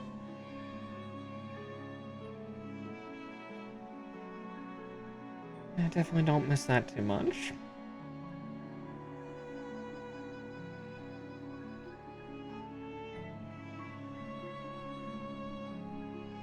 I do miss the game, though. It was so gorgeous, and the crossover events were so fun. Aww. I always got really lucky with the people I pugged with. Or, like, you know, that I ran into when I was pugging. Sorry, I'm sure that term doesn't make a lot of sense to everybody else. Old habits die hard. They used to play WoW, and that was the term in... Yeah, pug, P-U-G, pick-up group. It's a term from World of Warcraft. There are certain terms I still use whenever, you know, doing groups with randos. I will tend to call them pugs still. Yeah, group of randos, so a pickup group. Or pug, for short. Yeah. As I said, it's an older term from, like, vanilla, Burning Crusade and Wrath of the Lich King, World of Warcraft, so it is something of a relic. Relic term, and it's one I still keep. Out of a force of habit.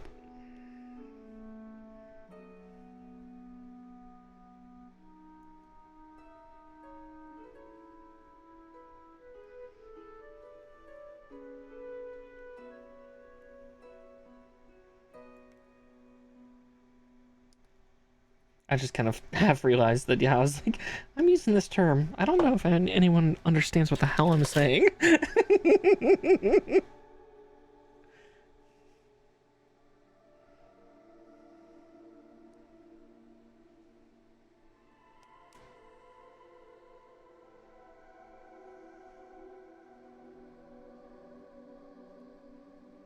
Yeah, I was to say, after Legion, I just... Good pet. Oh, hello. Ah, the sound alert worked. Good, good, good. Oh, I love Alora. Or, Alora Parnd. Good pet. Good to know that the sound alerts are working.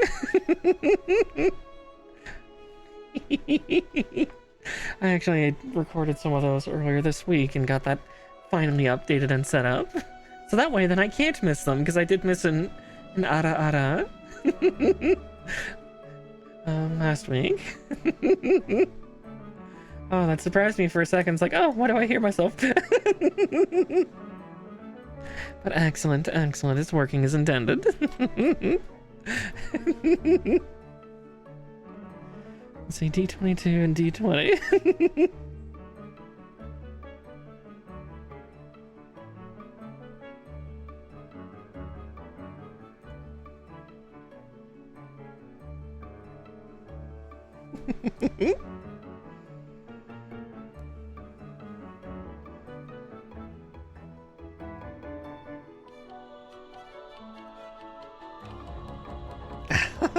Oh god, I've had that happen in a couple streams recently where it's like, and I'm gonna hit the play button so my music starts, and suddenly like some YouTube video that's on a tab somewhere is just like, and we're gonna start. It's like, no. What are you doing? Go away, YouTube. I'll deal with you later, YouTube, just not right now.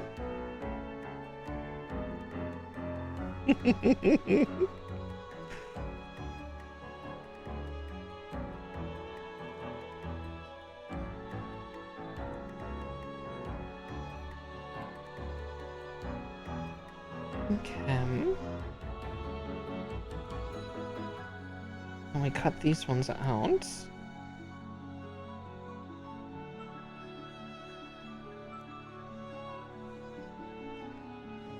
I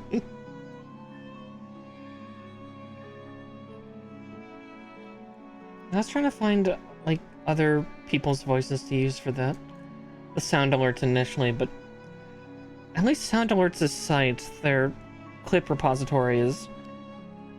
it's not terrible, but I wish it could be a little better.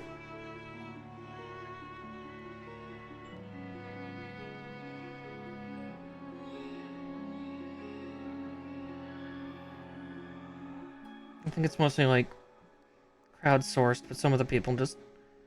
or some of the ones that have been installed are just not terribly great, so I had to make my own.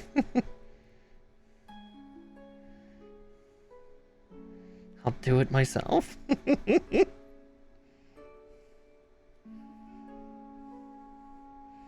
Give people a sample of what they're gonna get.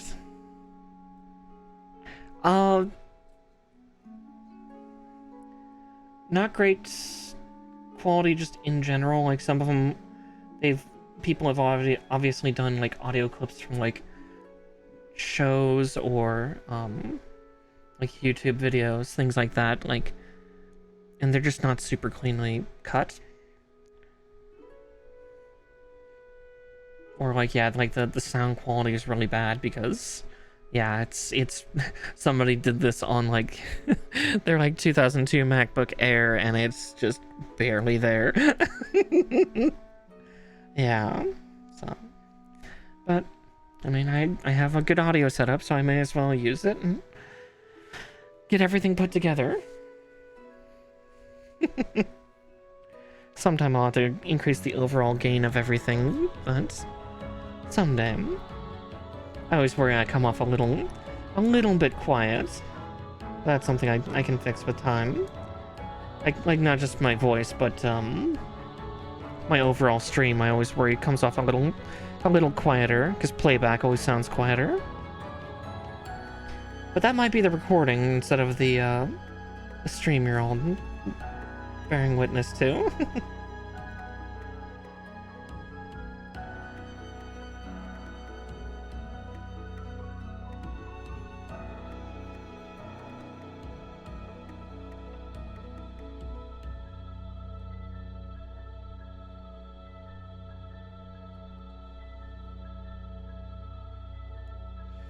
But also, welcome to the insecurities of a VTuber and streamer in general. I'm just like, oh god, are all the levels alright? Is everything working alright?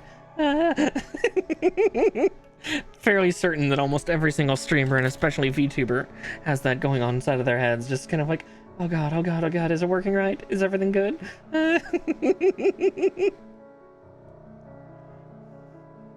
I hope it's perfect, or at least serviceable. Oh god, that made my blood run cold for a second. It's like, oh, please don't tell me that's not been happening. Oh no. Oh, that's gonna wake me up. No, no. Ho? Oh my, you're calling me ho, huh? A Freudian slip, huh? Oh my. Look at Nature Claus, he's calling me a hoe.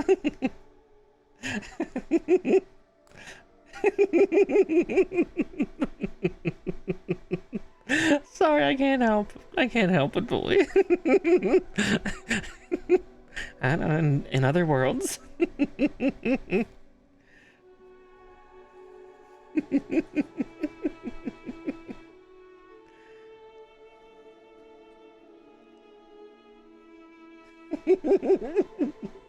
Sorry. Oh, that's so fun. Okay, now how do all these parts fit together? Oop, eh. Let's see.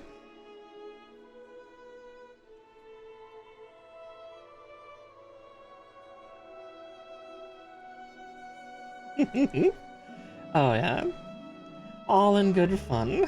Let's see.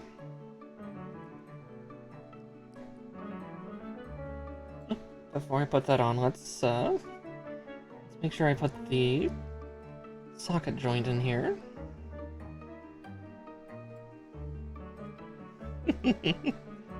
We love a good bullying from the bunny in here.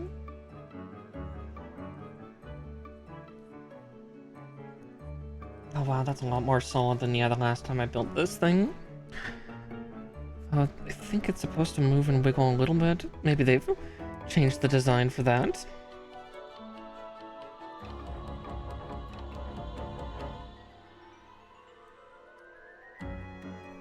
I'm scared to yank any little bit hard on this thing. Feels so fragile, but it's not. Fragile yet sturdy. Like, I expect it to be fragile. Because I just remember the old master grades, and yeah, you look at them funny and they'd fall apart.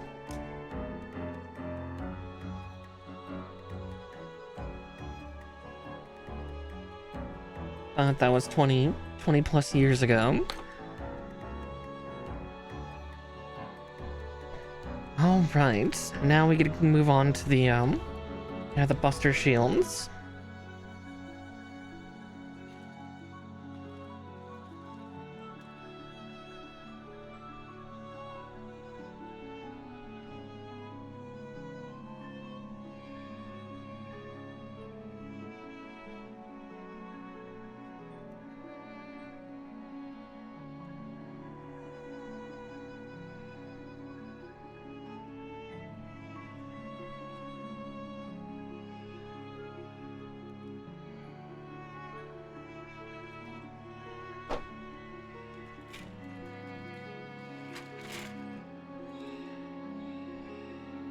Let's see.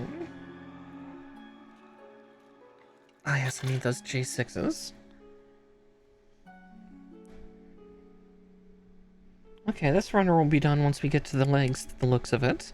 which makes sense. There's not a lot of white on Deathscythe Hell Custom. So, you know, it's got to be black, gray, and red. Edgy colors. Sonic the Hedgehog looking motherfucker. Here I am making fun of my own favorite Gundam.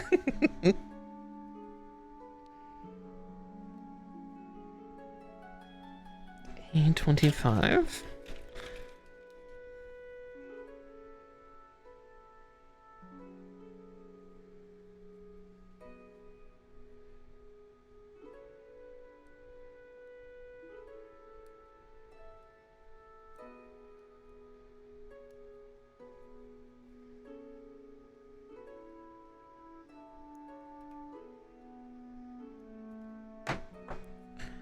There we go.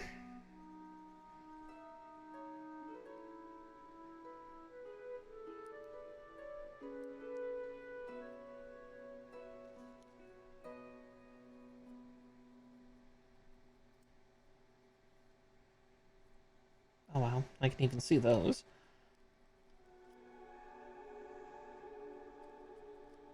The little burrs where the struts used to be.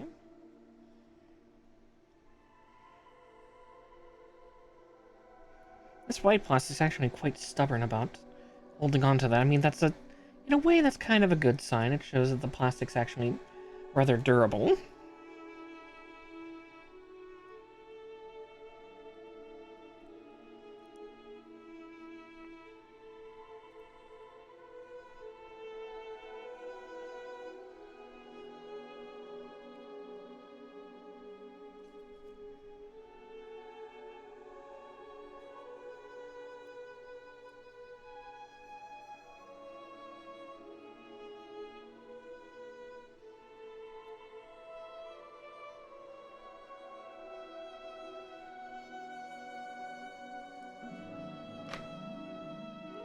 Okay.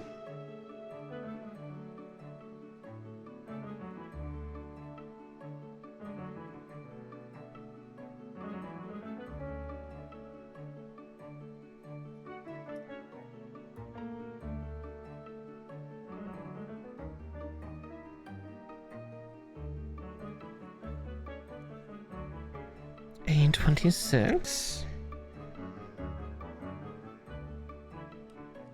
Okay, it said to also cut out all the A24s to do that, so I guess we'll do that while I'm here.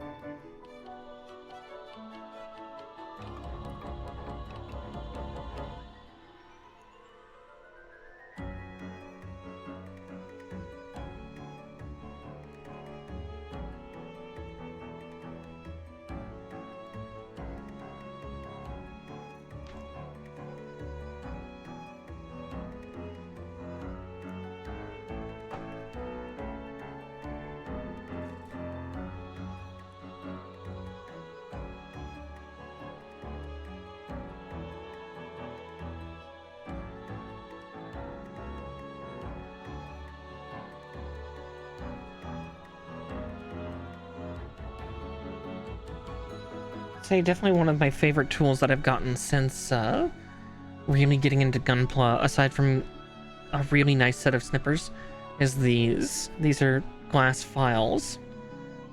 Way better than any sandpaper I've ever used, and not that hard to clean. Like give them a couple days of instead of their own carrying case, and most of the dust seems to come off. Also blood. Ah, yes. Yeah, if we're gonna go for the dark edgy stuff, you know, fire up your copy of Vampire the Masquerade, and you know, put on your best industrial trance music, and you know, just kind of do the almost seemingly high dancing wiggle. I say this as I'm more making fun of how I was when I was younger. Exactly. Oh yeah, it's supposed to be a good game. A fun game. I've only watched others play it, but the fact that there's a hard mode where you start from Clan Nosferatu is entertaining.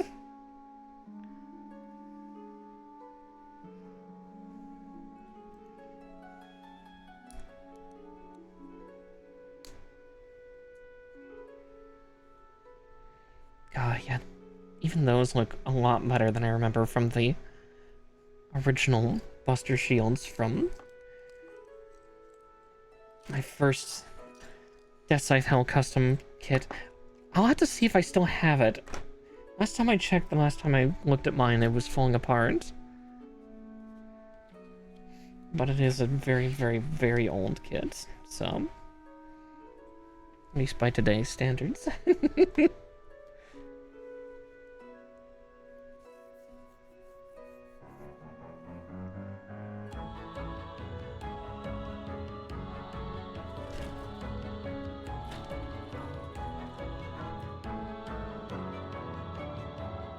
Seven, 8, and 12.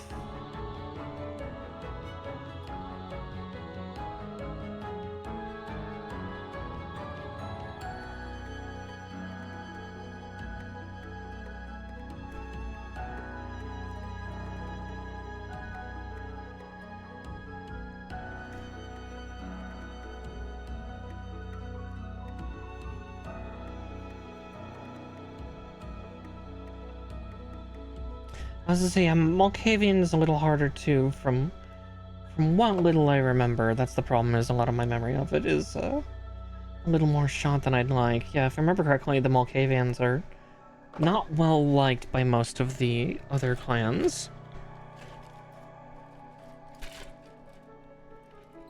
Hmm? What's up, love?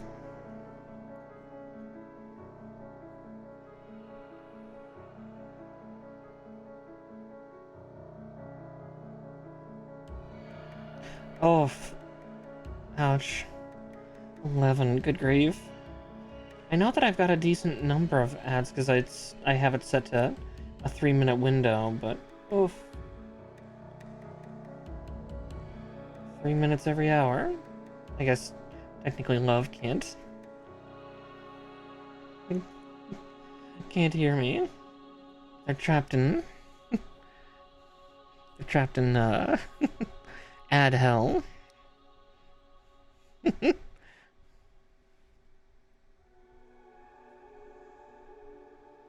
Oh, this thing's gonna be extra stiff. Excellent.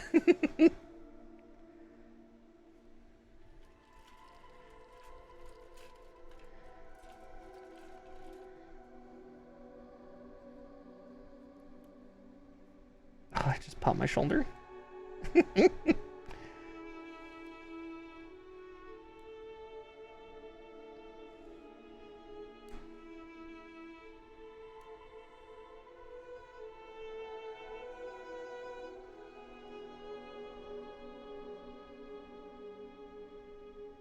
Oh yeah, they have like a weird psychic or haunted thing to them.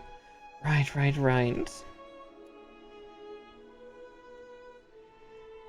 Yeah, it's honestly been a while since I last saw some of the Vampire the Masquerade stuff, but yeah, I forgot about that with that clan too. Yeah, Nosferatu are just ugly. So they can't exactly mingle because, well, I mean, they're Nosferatu. They live in the sewers, they eat rats, they're semi-feral.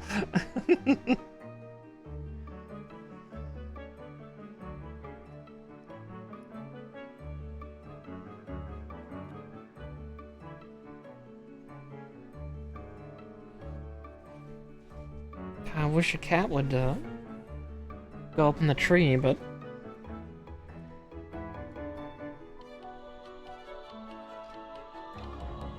oh yeah, I'm trying to remember the other one's names again. I only have a mild knowledge. All right, from here we are building one limb at a time and assembling it together.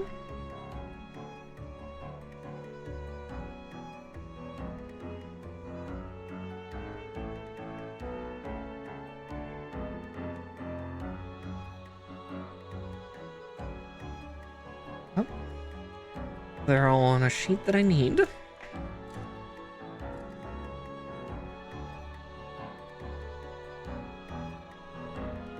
Oh, that is the most intricate part connector I've seen.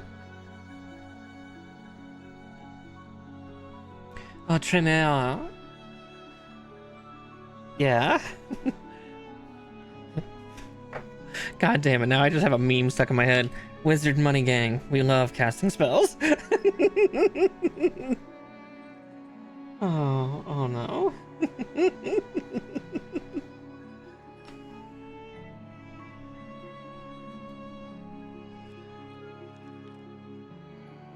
Okay.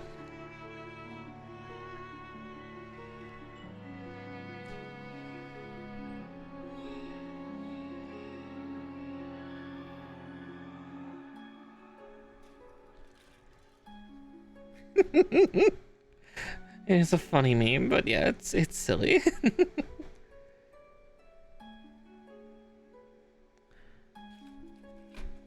Oh, that's why I couldn't find the part I was looking for. XA, not A.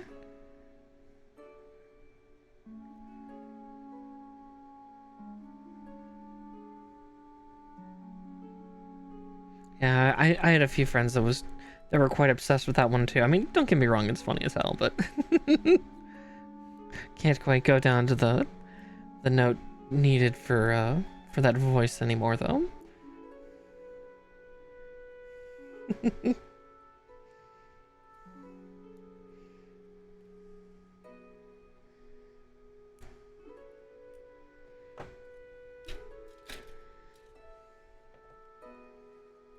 Okay.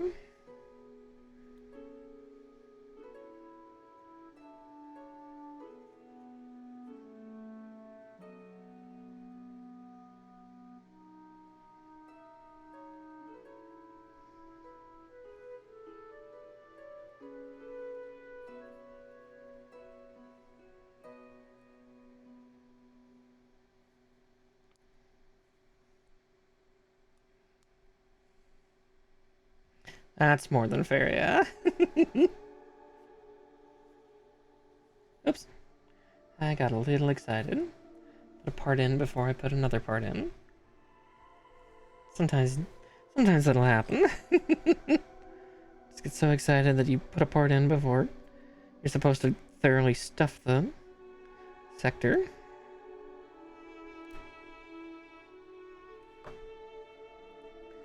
And there we go.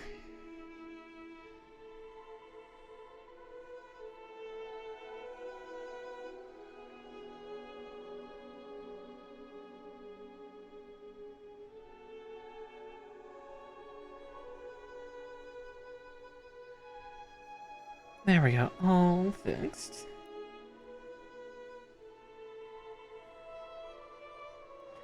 Yeah, thankfully my friends didn't overplay it too terribly much.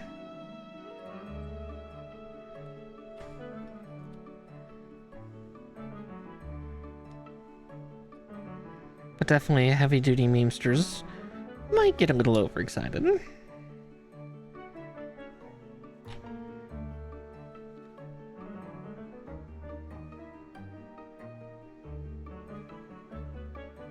Alright, D4 and D2.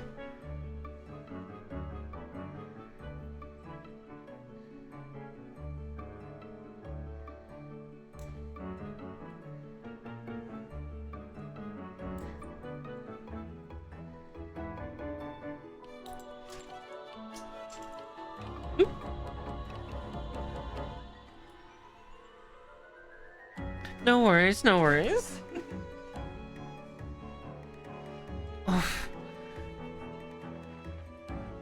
Yeah, I definitely have my ads set to about 3 minutes every hour, so sometimes Amazon likes to go a little nutso with their advertising.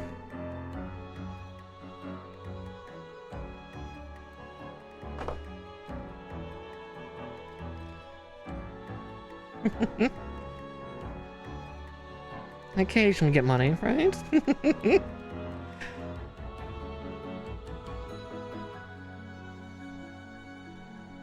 Yeah, God, tell me about it.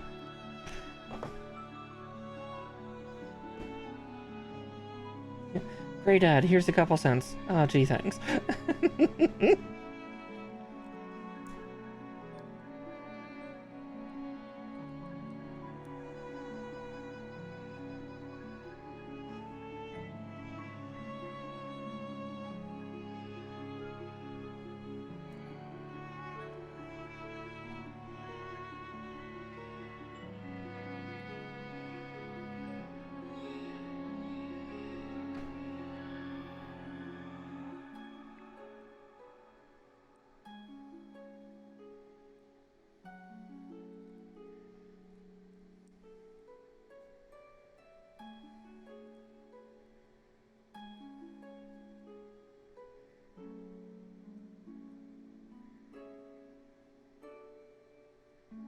Oof, this is gonna be a tight fit.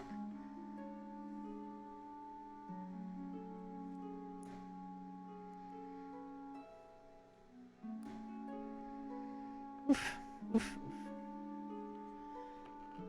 Oh, jeez.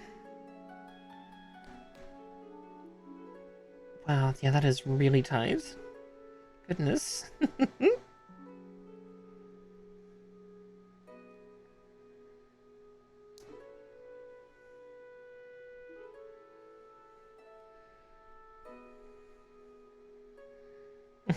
Maybe a lollipop, but not one of the fancy ones. Like maybe a dum-dum.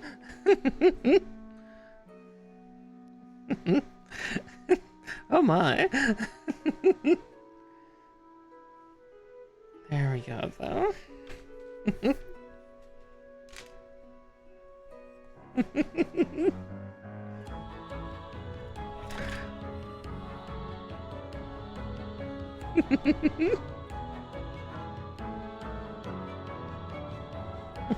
Something, something, 1, 2, or 3. Let's see, C1.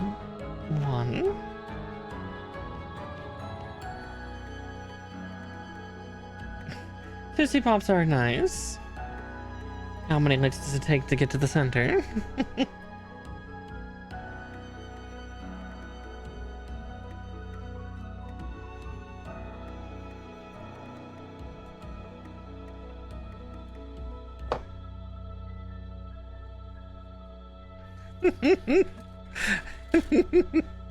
Oh, exactly. Don't worry. You're in like company here. Despite his bapping, I know that I know he has something of a dirty mind. He cannot escape, no matter how hard he tries.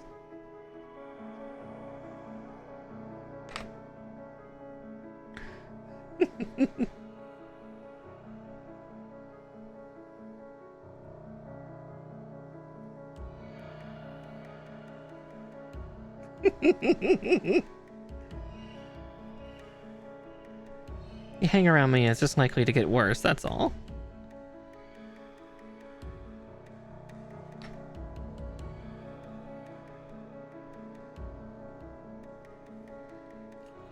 Right. C1 24.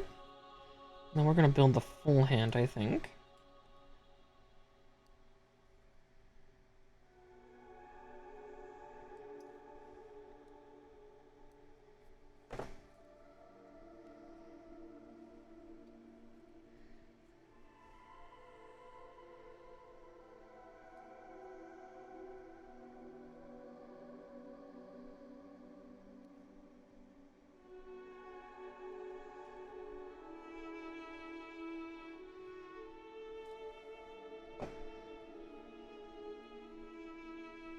And this is the right arm.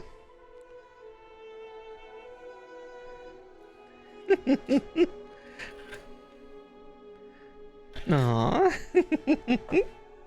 Yeah, I believe the term that my friends used is, oh, what was the phrase? I corrupted them? Or at least I corrupted a number of them. Some of them were like-minded, so they joined me in causing said corruption.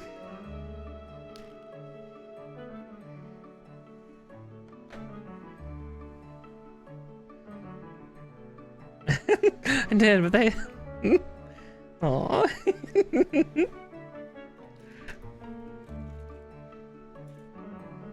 XA3. So I'll cut out 1, 3, and 5 here.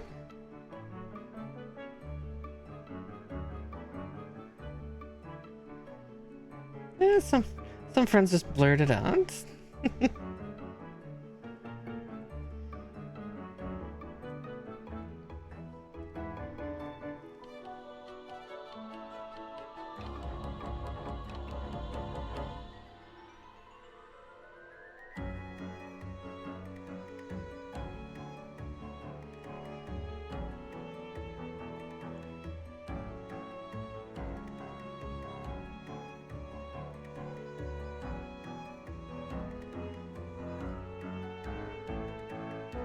Oops, started to get a little overexcited. Let's see, XB16. Where's the thumb? There it is.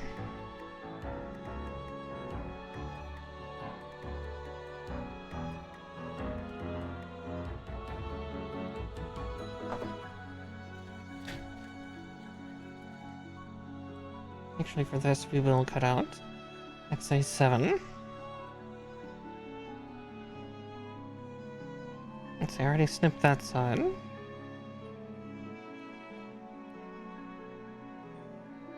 Oh, I know that's the fist. Want the fist?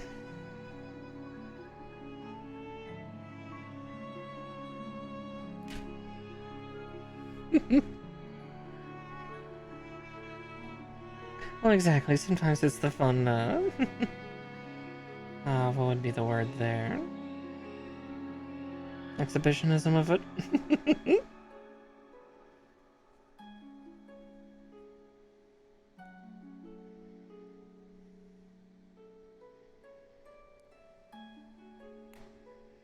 Alright, there we go.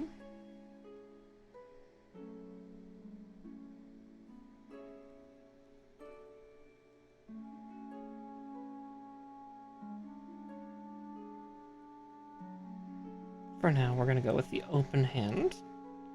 At least until we get to the, building the scythe. Interesting, yeah, that this is definitely an older one, due to the fact that the fingers aren't,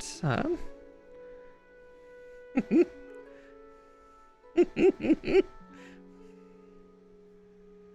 fingers aren't, as intricate.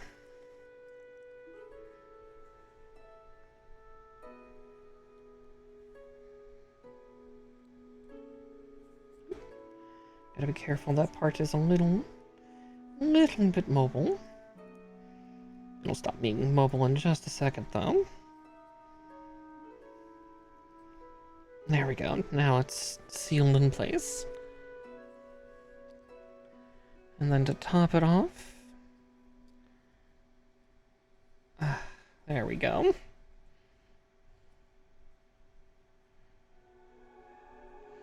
Yeah, definitely that joint's not nearly as complex as some of the newer kits.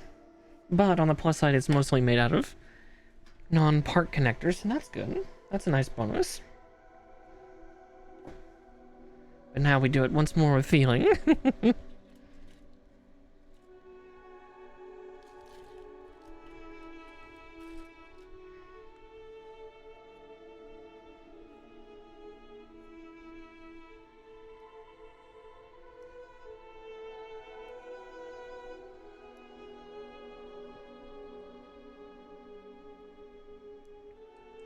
And we're starting to blitz through this one pretty quick.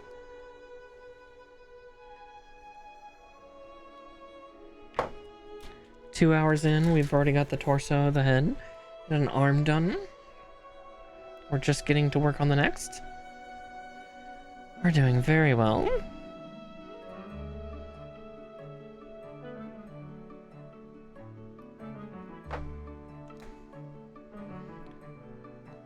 Sometimes I do things in a bit of a quickie. I mean, quickly.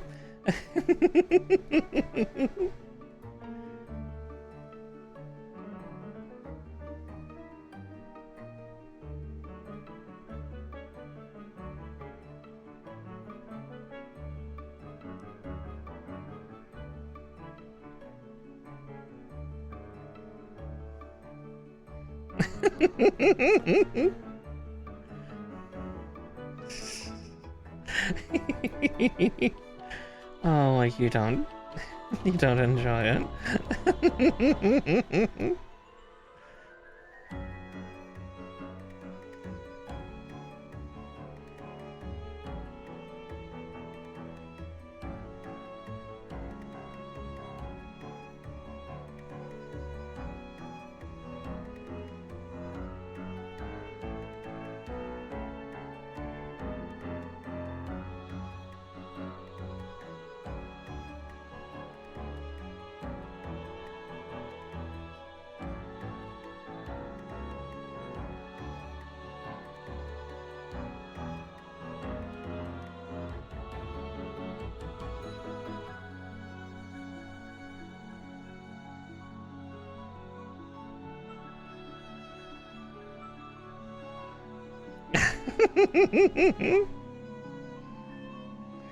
Fair, fair. Not exactly that quiet.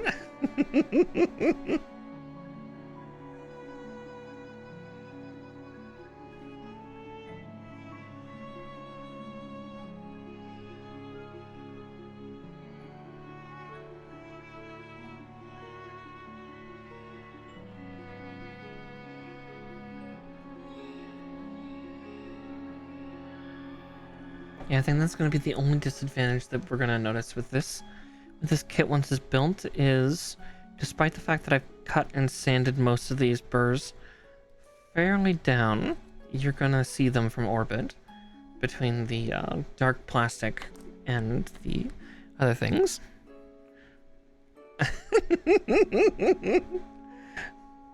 Oh, we're all thirsties in our own way. Oh, time for that tight fit again.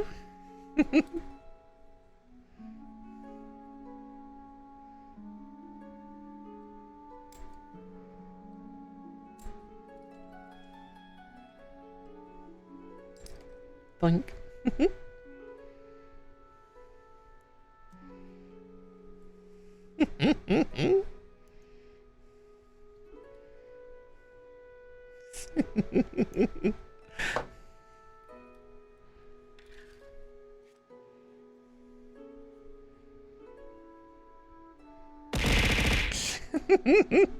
All right. After I get done trimming this one, I'll be sure to take a drink.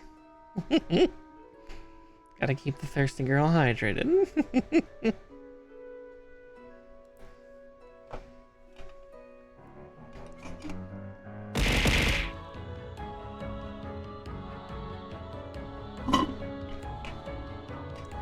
Water is great, sure. Definitely what I've been drinking. Certainly not a monster lemon tea.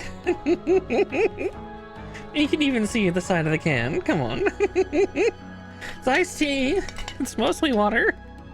Mostly. Listen, my primary form of caffeine is via monsters. There's a reason I have a permit. Not sponsored. Exactly. Gods, I wish. You kidding me? That'd be phenomenal.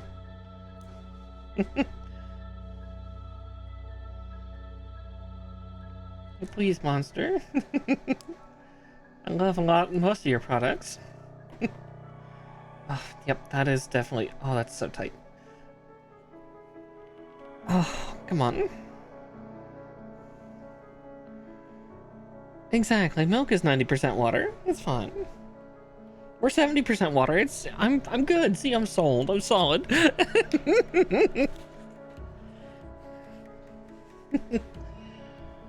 That just means I'm full of a lot of wetness. Oh dear.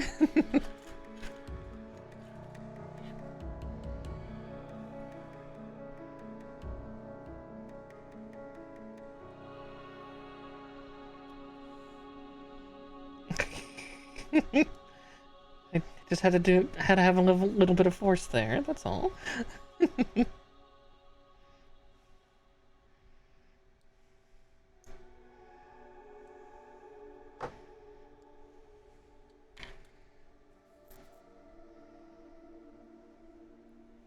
Just had to ease it down.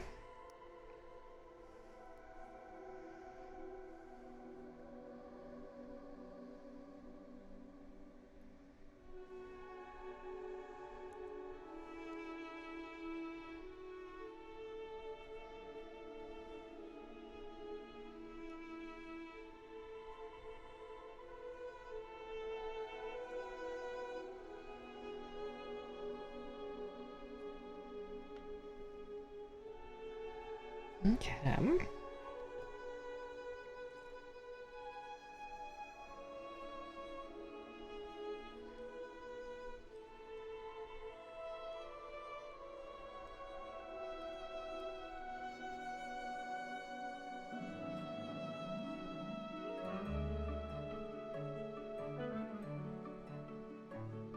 All right.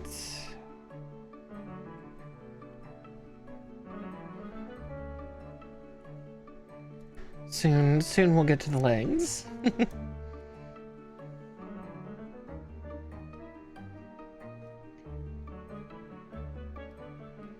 And there we go.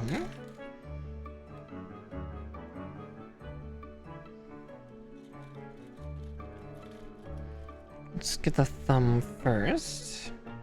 Did this runner already have its thumb removed? Yeah, it did. So I need the other one.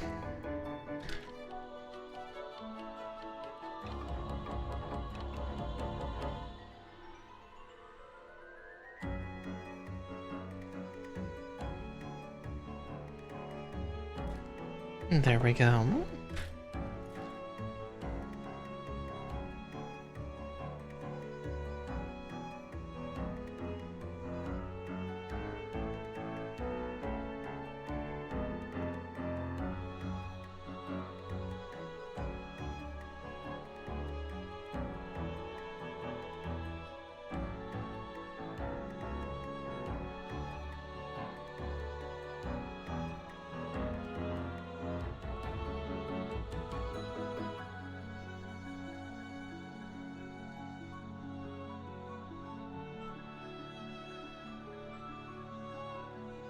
And finally, there we go. I'm not going to use the fist unit. Or that one. This thing doesn't have a gun.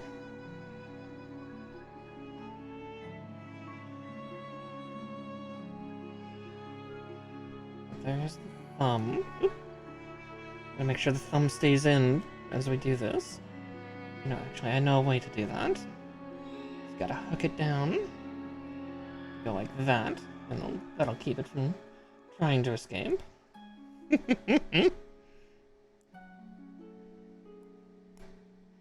we go.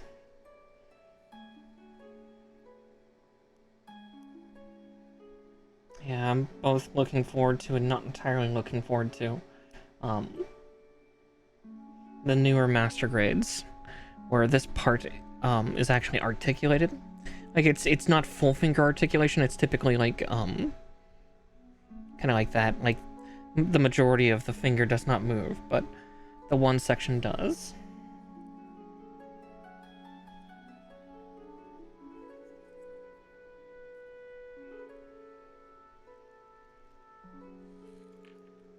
And there we go.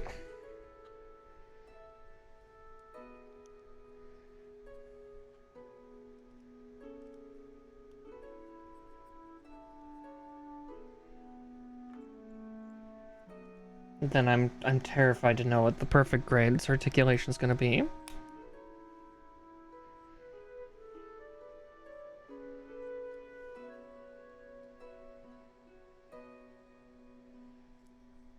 There we go, though. There's the upper half done. We split him in twain. But up next, then comes the legs. These ones are not nearly as thick as, say, Gundam Aerials. She's got curves. See, port connector 6s, huh?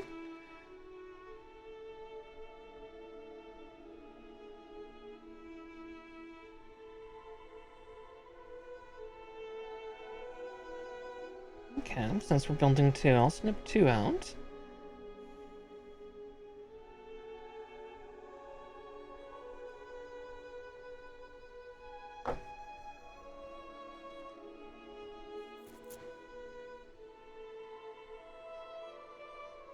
H5s.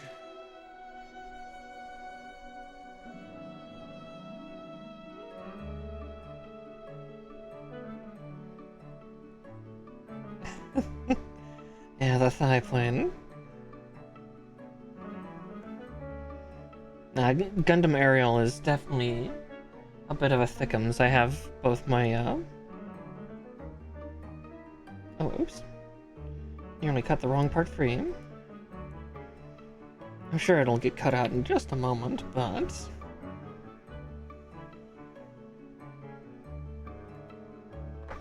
let's not get too excited.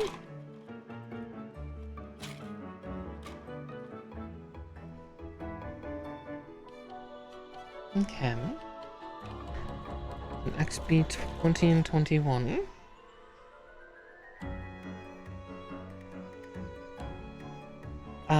This must be part of the feat.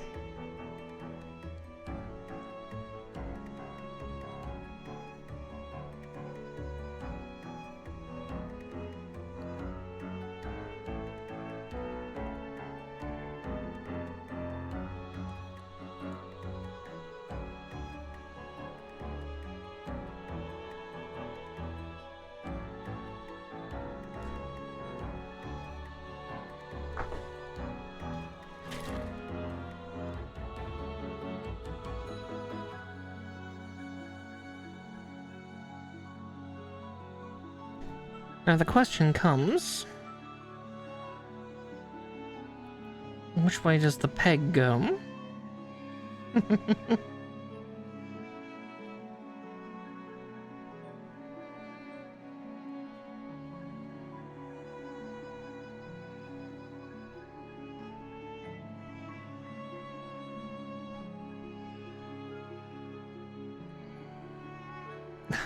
Oh my!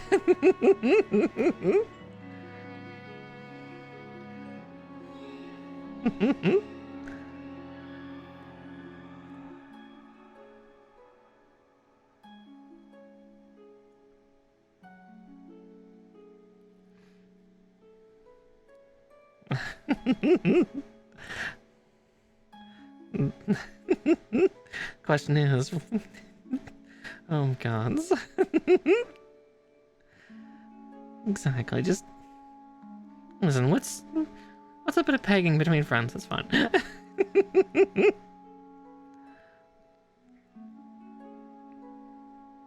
Oh, that is a tight connection too.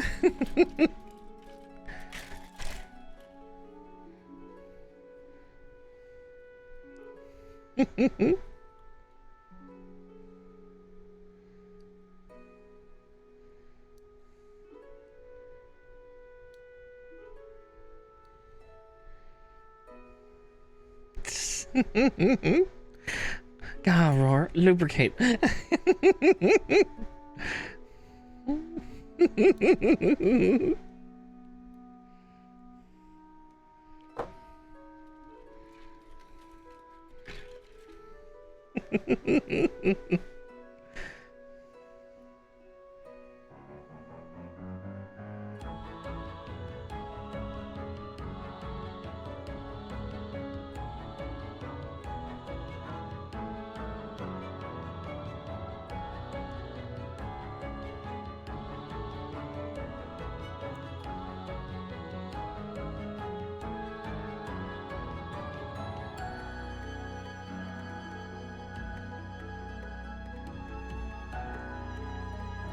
All right.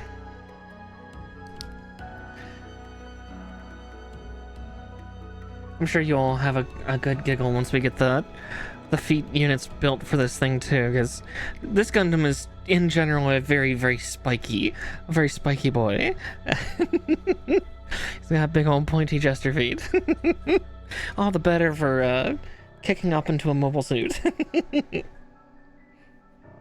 Let's see, F2. What do you think are these? H8.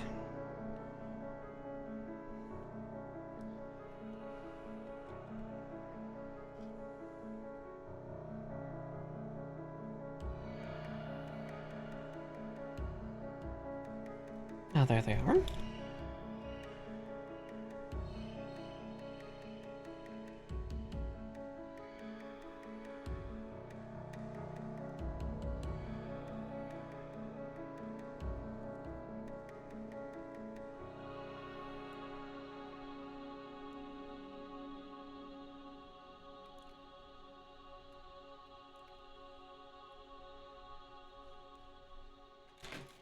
Actually, need both the F runners. So F2 and 1.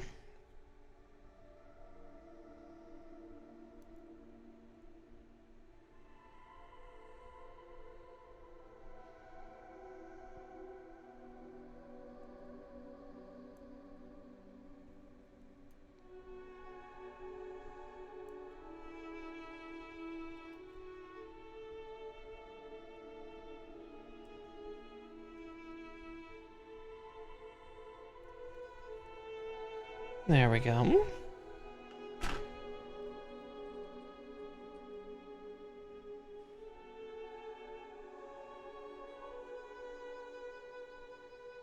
Goodness, here comes the question. How do these parts together kiss?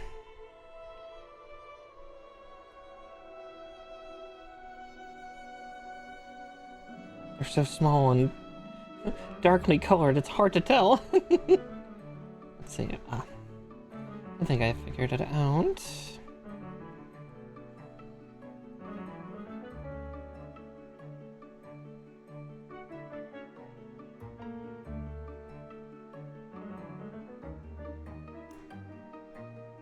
There's that.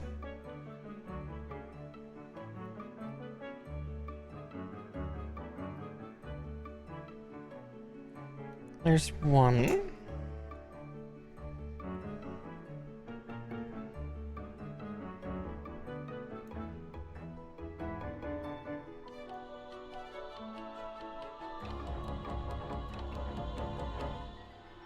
Yeah, definitely, if you can see the difference between the Deathscythe Hell and the Hell Custom here, or the Deathscythe Hell Custom, you definitely notice that,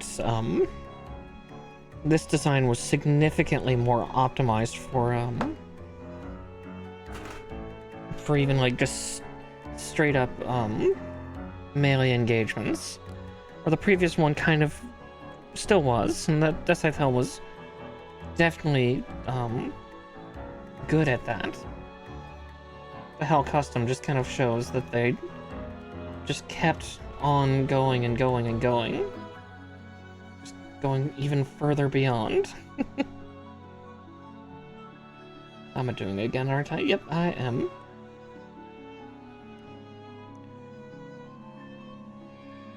And slip that in nice and tight.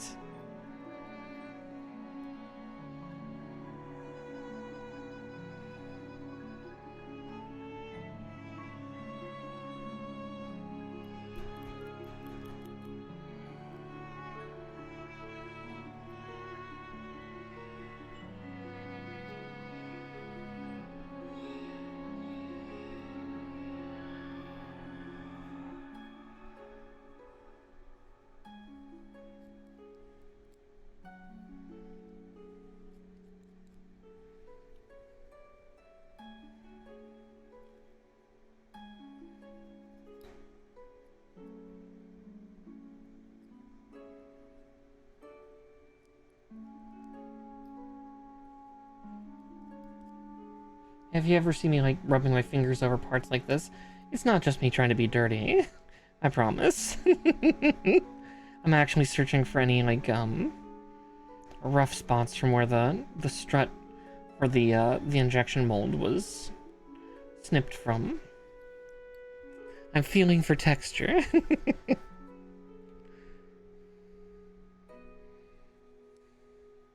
Oh, oops, I forgot to do that step up there, so 3 and 4.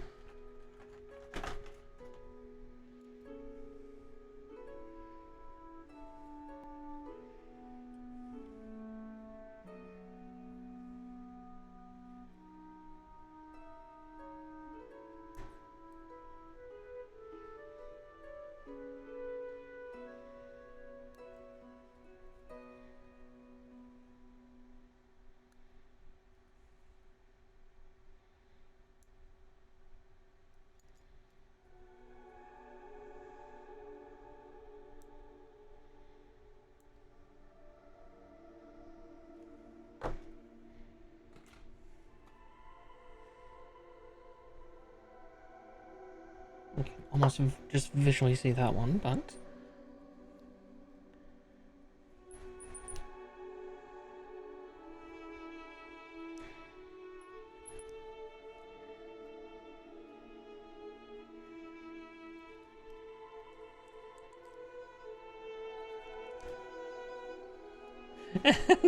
Oh, don't mention feet in this audience. Oh, why? Somebody gonna start doing a sniffer or something? This is a VTuber chat. Eventually, that's just gonna happen. It's just the mere mention of feet. Feet?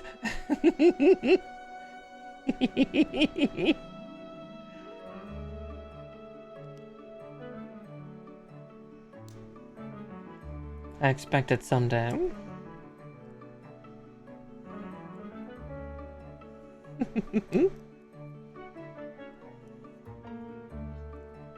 All right.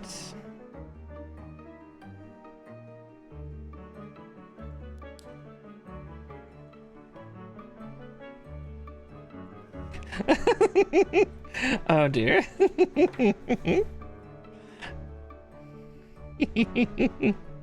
I don't think he does, but he's worried about seeing it.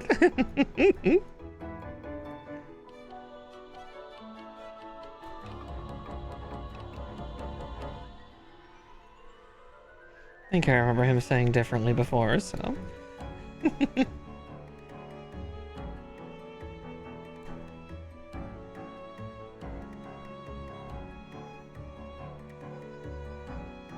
There we go.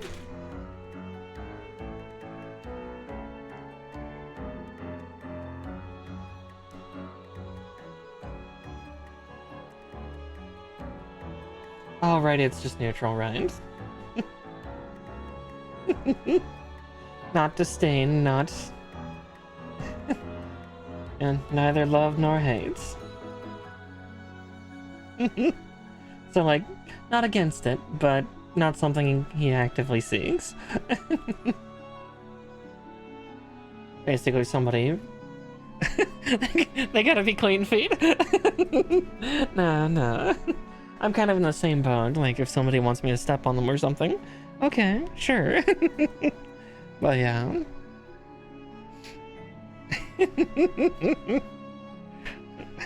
The alternative to clean feet? I'll take a guess. Yeah,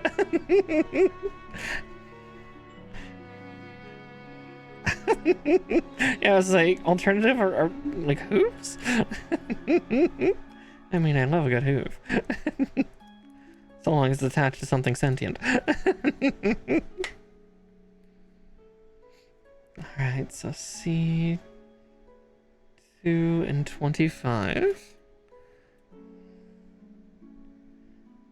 I see 25 at least. On 2's right next to it. Perfection. True, pig trotters are nice.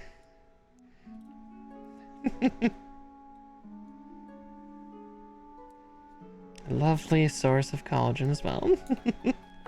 Keep you looking young.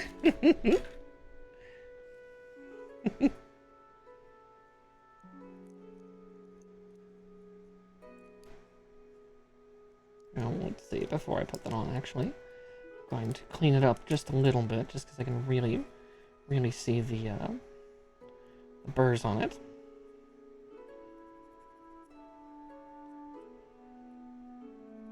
I'll still be able to see them, but I can at least...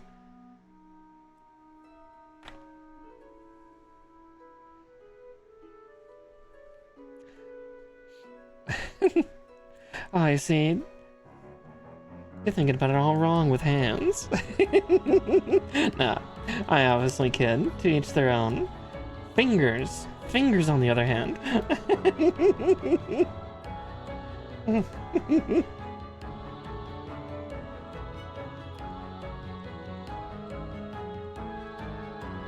Pardon the pun as well. I just realized I punned.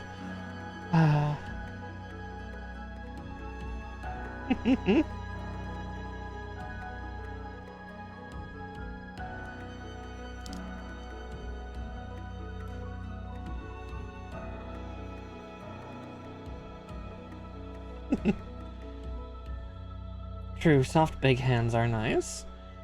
Despite what mine look like, mine are actually rather small. Yeah, soft big hands are... Aww.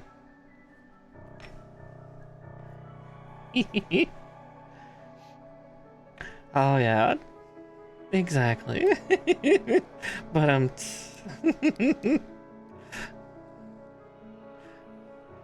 yeah, definitely not me though. At least that the hands you see on screen are actually quite small. Oh goodness, try to remember my glove size. A lot of times I end up having to shop in the children's section actually. My hands are XL to X, or not XL, X small to extra extra small.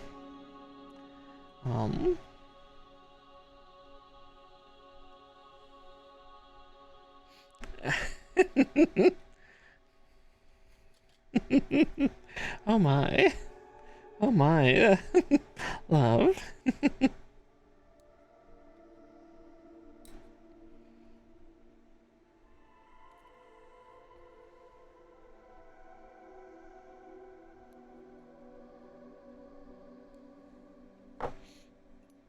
You didn't see anything? Of course not.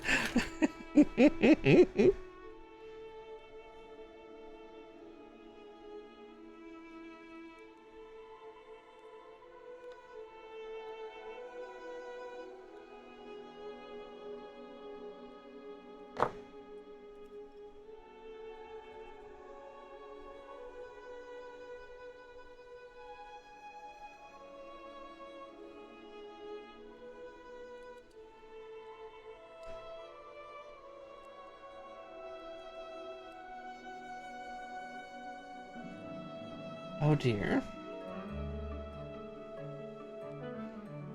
What did Sonic do this time? What atrocity of the internet did you recall?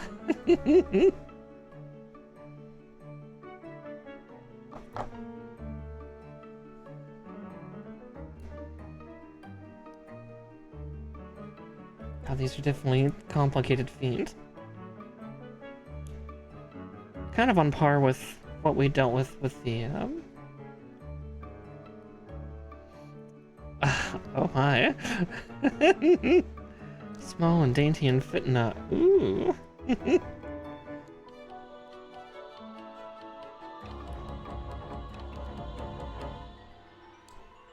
Ah, there we go. Alright, that part's done. Now for the heel. 5 and 6. Oh wow, we're gonna get 2 runners done right away. So early, so soon.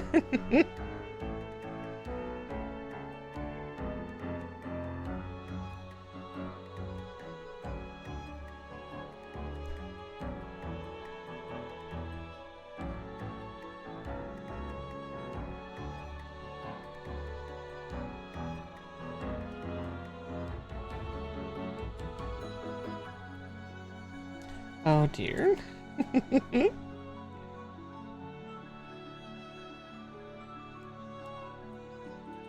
And there we go. The first of our runners down.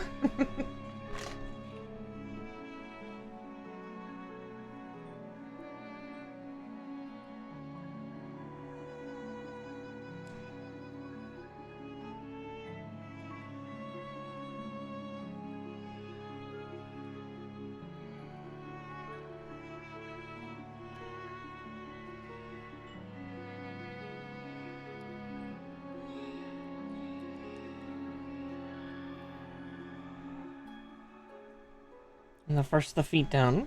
Wasn't joking about the old jester's foot here.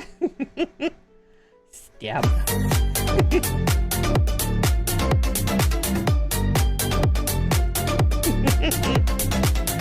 Fi-Fi, welcome in, dear. Thank you again for the raid.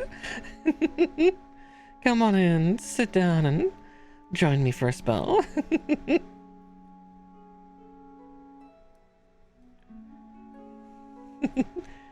For those of you that are new, my name is Miss Markar. I'm a witchy bunny VTuber and a variety gaming VTuber, though on Mondays I tend to do what we now call Bunpla, or building Gunpla, Gundam model kits, or really anything that's semi-robotic looking. Digimon, Zoids, stuff like that. Ah, more than fair, Nico. And another runner down. I am building Deathscythe Hell Custom Endless Waltz movie version. So we're doing the big bat-winged one. My favorite. My favorite from that time and era. Edgy Reaper Boy, exactly. We love Edgy Reaper Boy. He's a sweet little beard.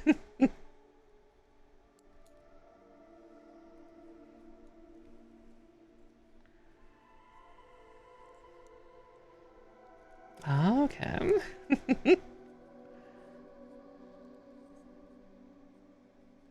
Let's see. Well, that part is giving me a little bit of a find. Oh, there we go. Aha!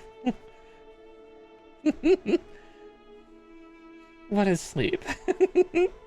There's another very pointy shoe done.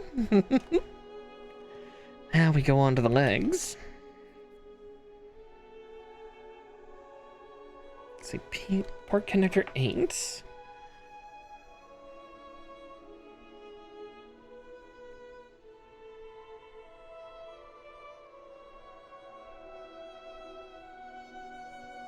Oh yeah, I am a very weak bitch. I love sleep. When I can have it. My cats sure aren't fond of when I sleep though. They're annoyed that I sleep at night, I guess.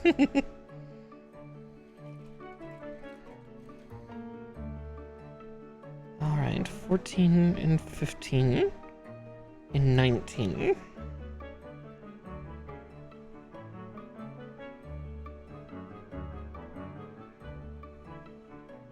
No, hey, that's more than fair. Well, definitely if you have to raid and run, please. Sleep is the most important thing, so make sure you know, rest up. Make sure you've also got some food in you. Yeah, have a wonderful night, dear.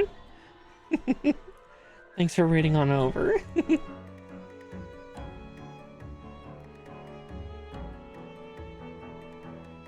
Yeah, night-night, fi.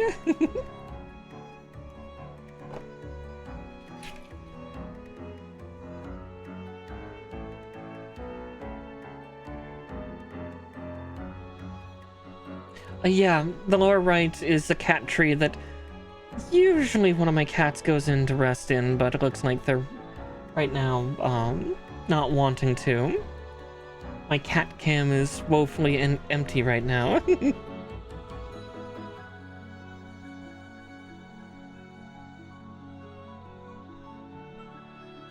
Like, my beasts don't want to be around me, or at least not that close. It's funny, because I'm fairly certain, if I look behind me... Yeah, there's 3 of them sleeping behind me. But none of them want to be in the tree right now. Could probably force Sherlock over, but... A little bit, yeah. I think definitely the artist for this model took the necklace from what it was originally and put a little bit of a fairy tale flair. Sadly, it might disappear in the next few months with 2.0, but...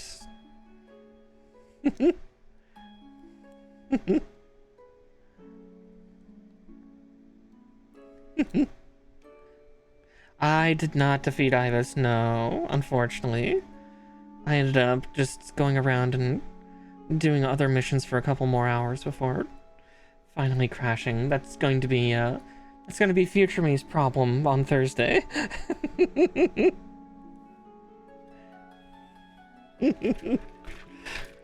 Then we get to deal with Ibis then, and I get to curse past me for for the vile transgressions she's done against me.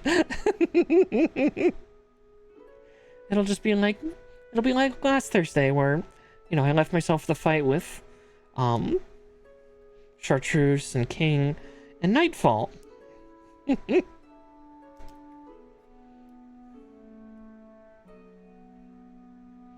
Yes, Iguazu's an asshole, but night-night, Faye.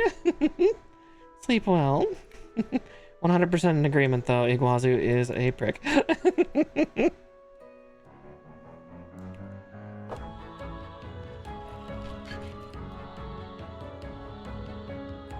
But we all love Rusty, for the most part.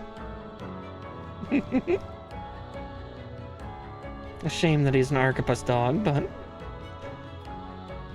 not that the red guns are much better.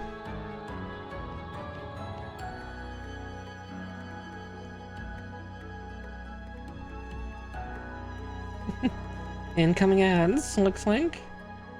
Yeah, I think in about 6 minutes. Okay.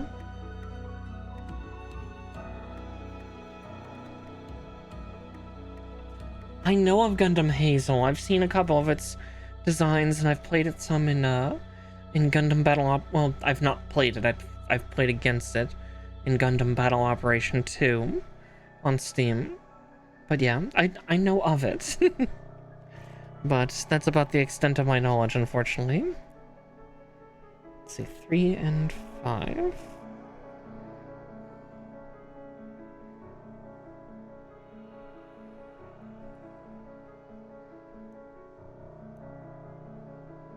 Goodness, we're getting into the complicated parts now of the build. The legs. Why are the legs always complicated? Intricate leg.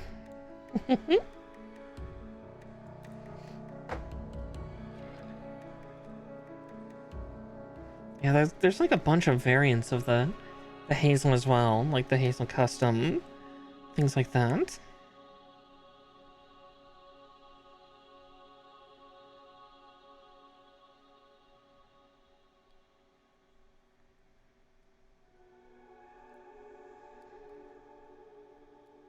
Yep, this next part's gonna be extra intricate because look what they're requesting that I do.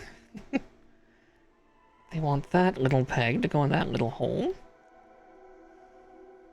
So we can create an articulated joint later on. Oh, very nice. Yeah, I'd love to get a few more of those. I have so many kits over on the other shelf. I actually just ordered another 2 for this month. Oh, I'm there with you. I don't tend to paint my models outside of like using these paint pens for color correction. But yeah, God. I have a lot of kits incoming overall. Most of them are now master grades. I built all my high grades, but if I can get hold of like a high grade Gundam Calibarn, I'd probably be a happy girl. Okay, there's that one. Oh no. Charge it up.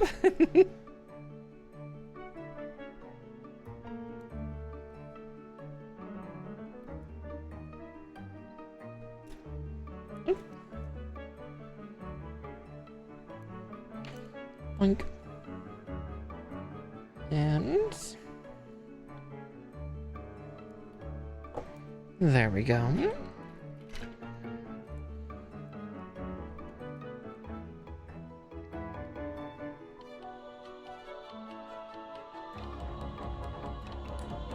There we go. Oh, that's why he was fighting me.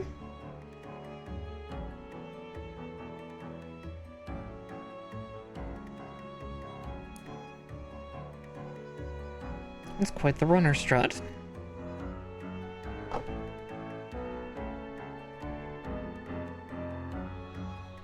Goodness.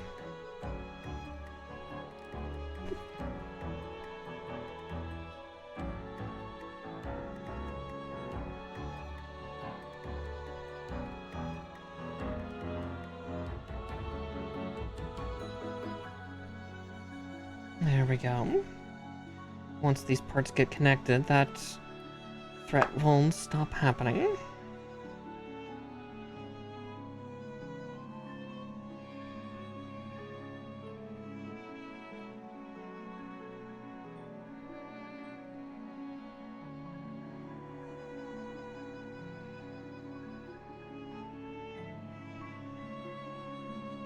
God, yeah, these legs are going to be complicated.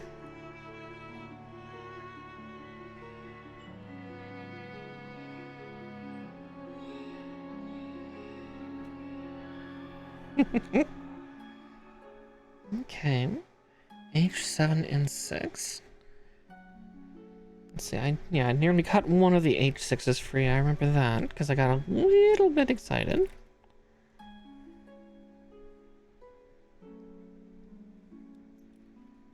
Can't help but get a little excited.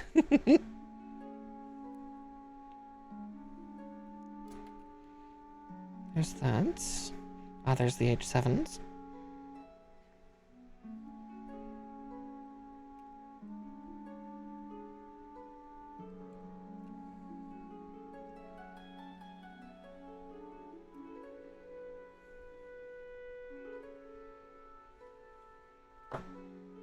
One. And 2. There we go.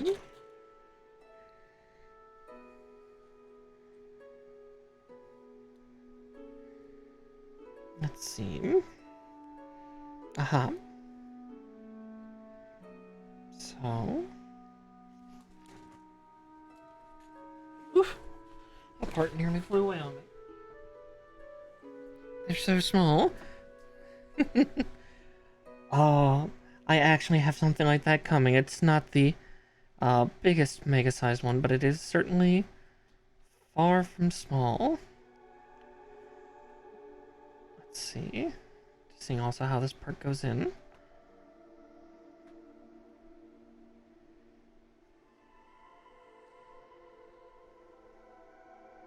Yeah, I've got a perfect grade coming in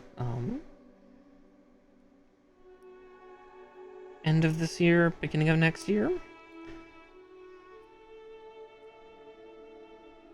that's going to be a lot of fun, and that is going to be the challenge of all challenges, though.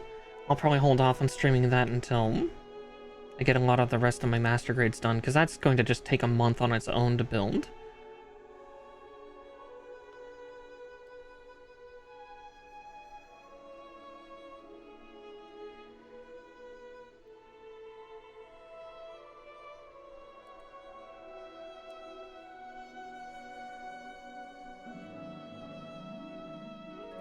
Okay, that connected.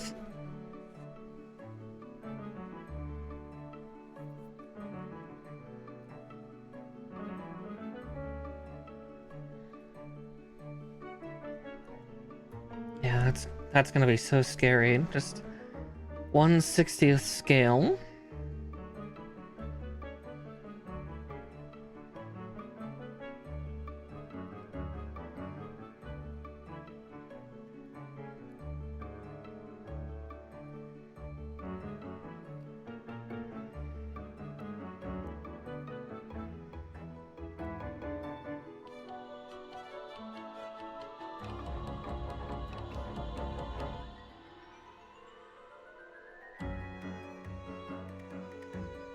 Let's see.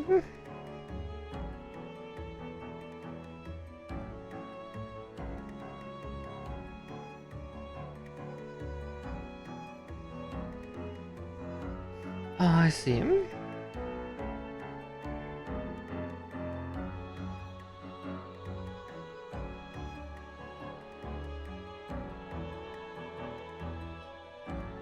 Oh, jeez. That's complicated, isn't it? Let's get those XP4s out. God, the amount of articulation that's in this leg alone.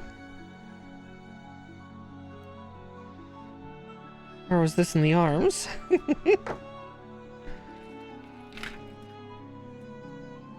Yeah, sometime I wouldn't mind trying to find a good mega-sized kit like the 1/48th scales, where they come mostly already built, I think, or at least the old ones used to, and then you build some parts of the body, but that's about the long and short of it.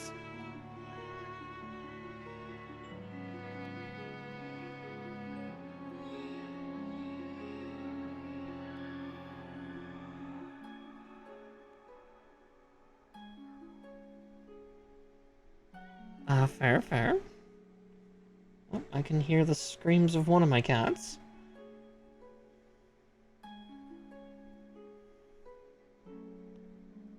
Nice, that is. Let's see. My...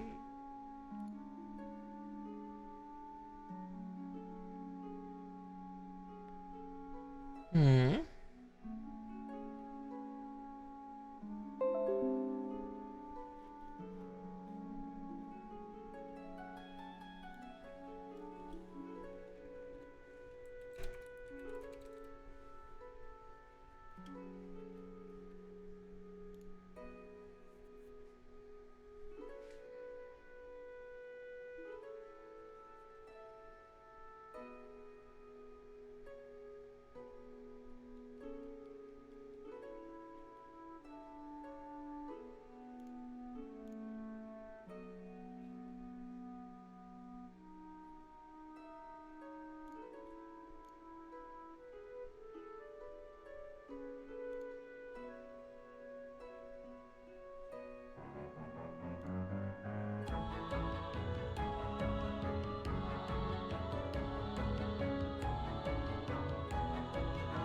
Okay.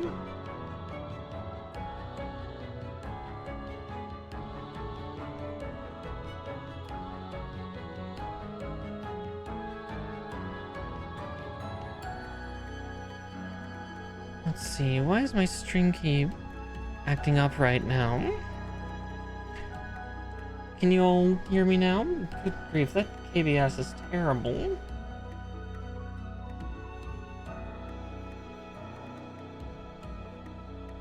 Let's see, give me a second as oh, good, the site is already muted.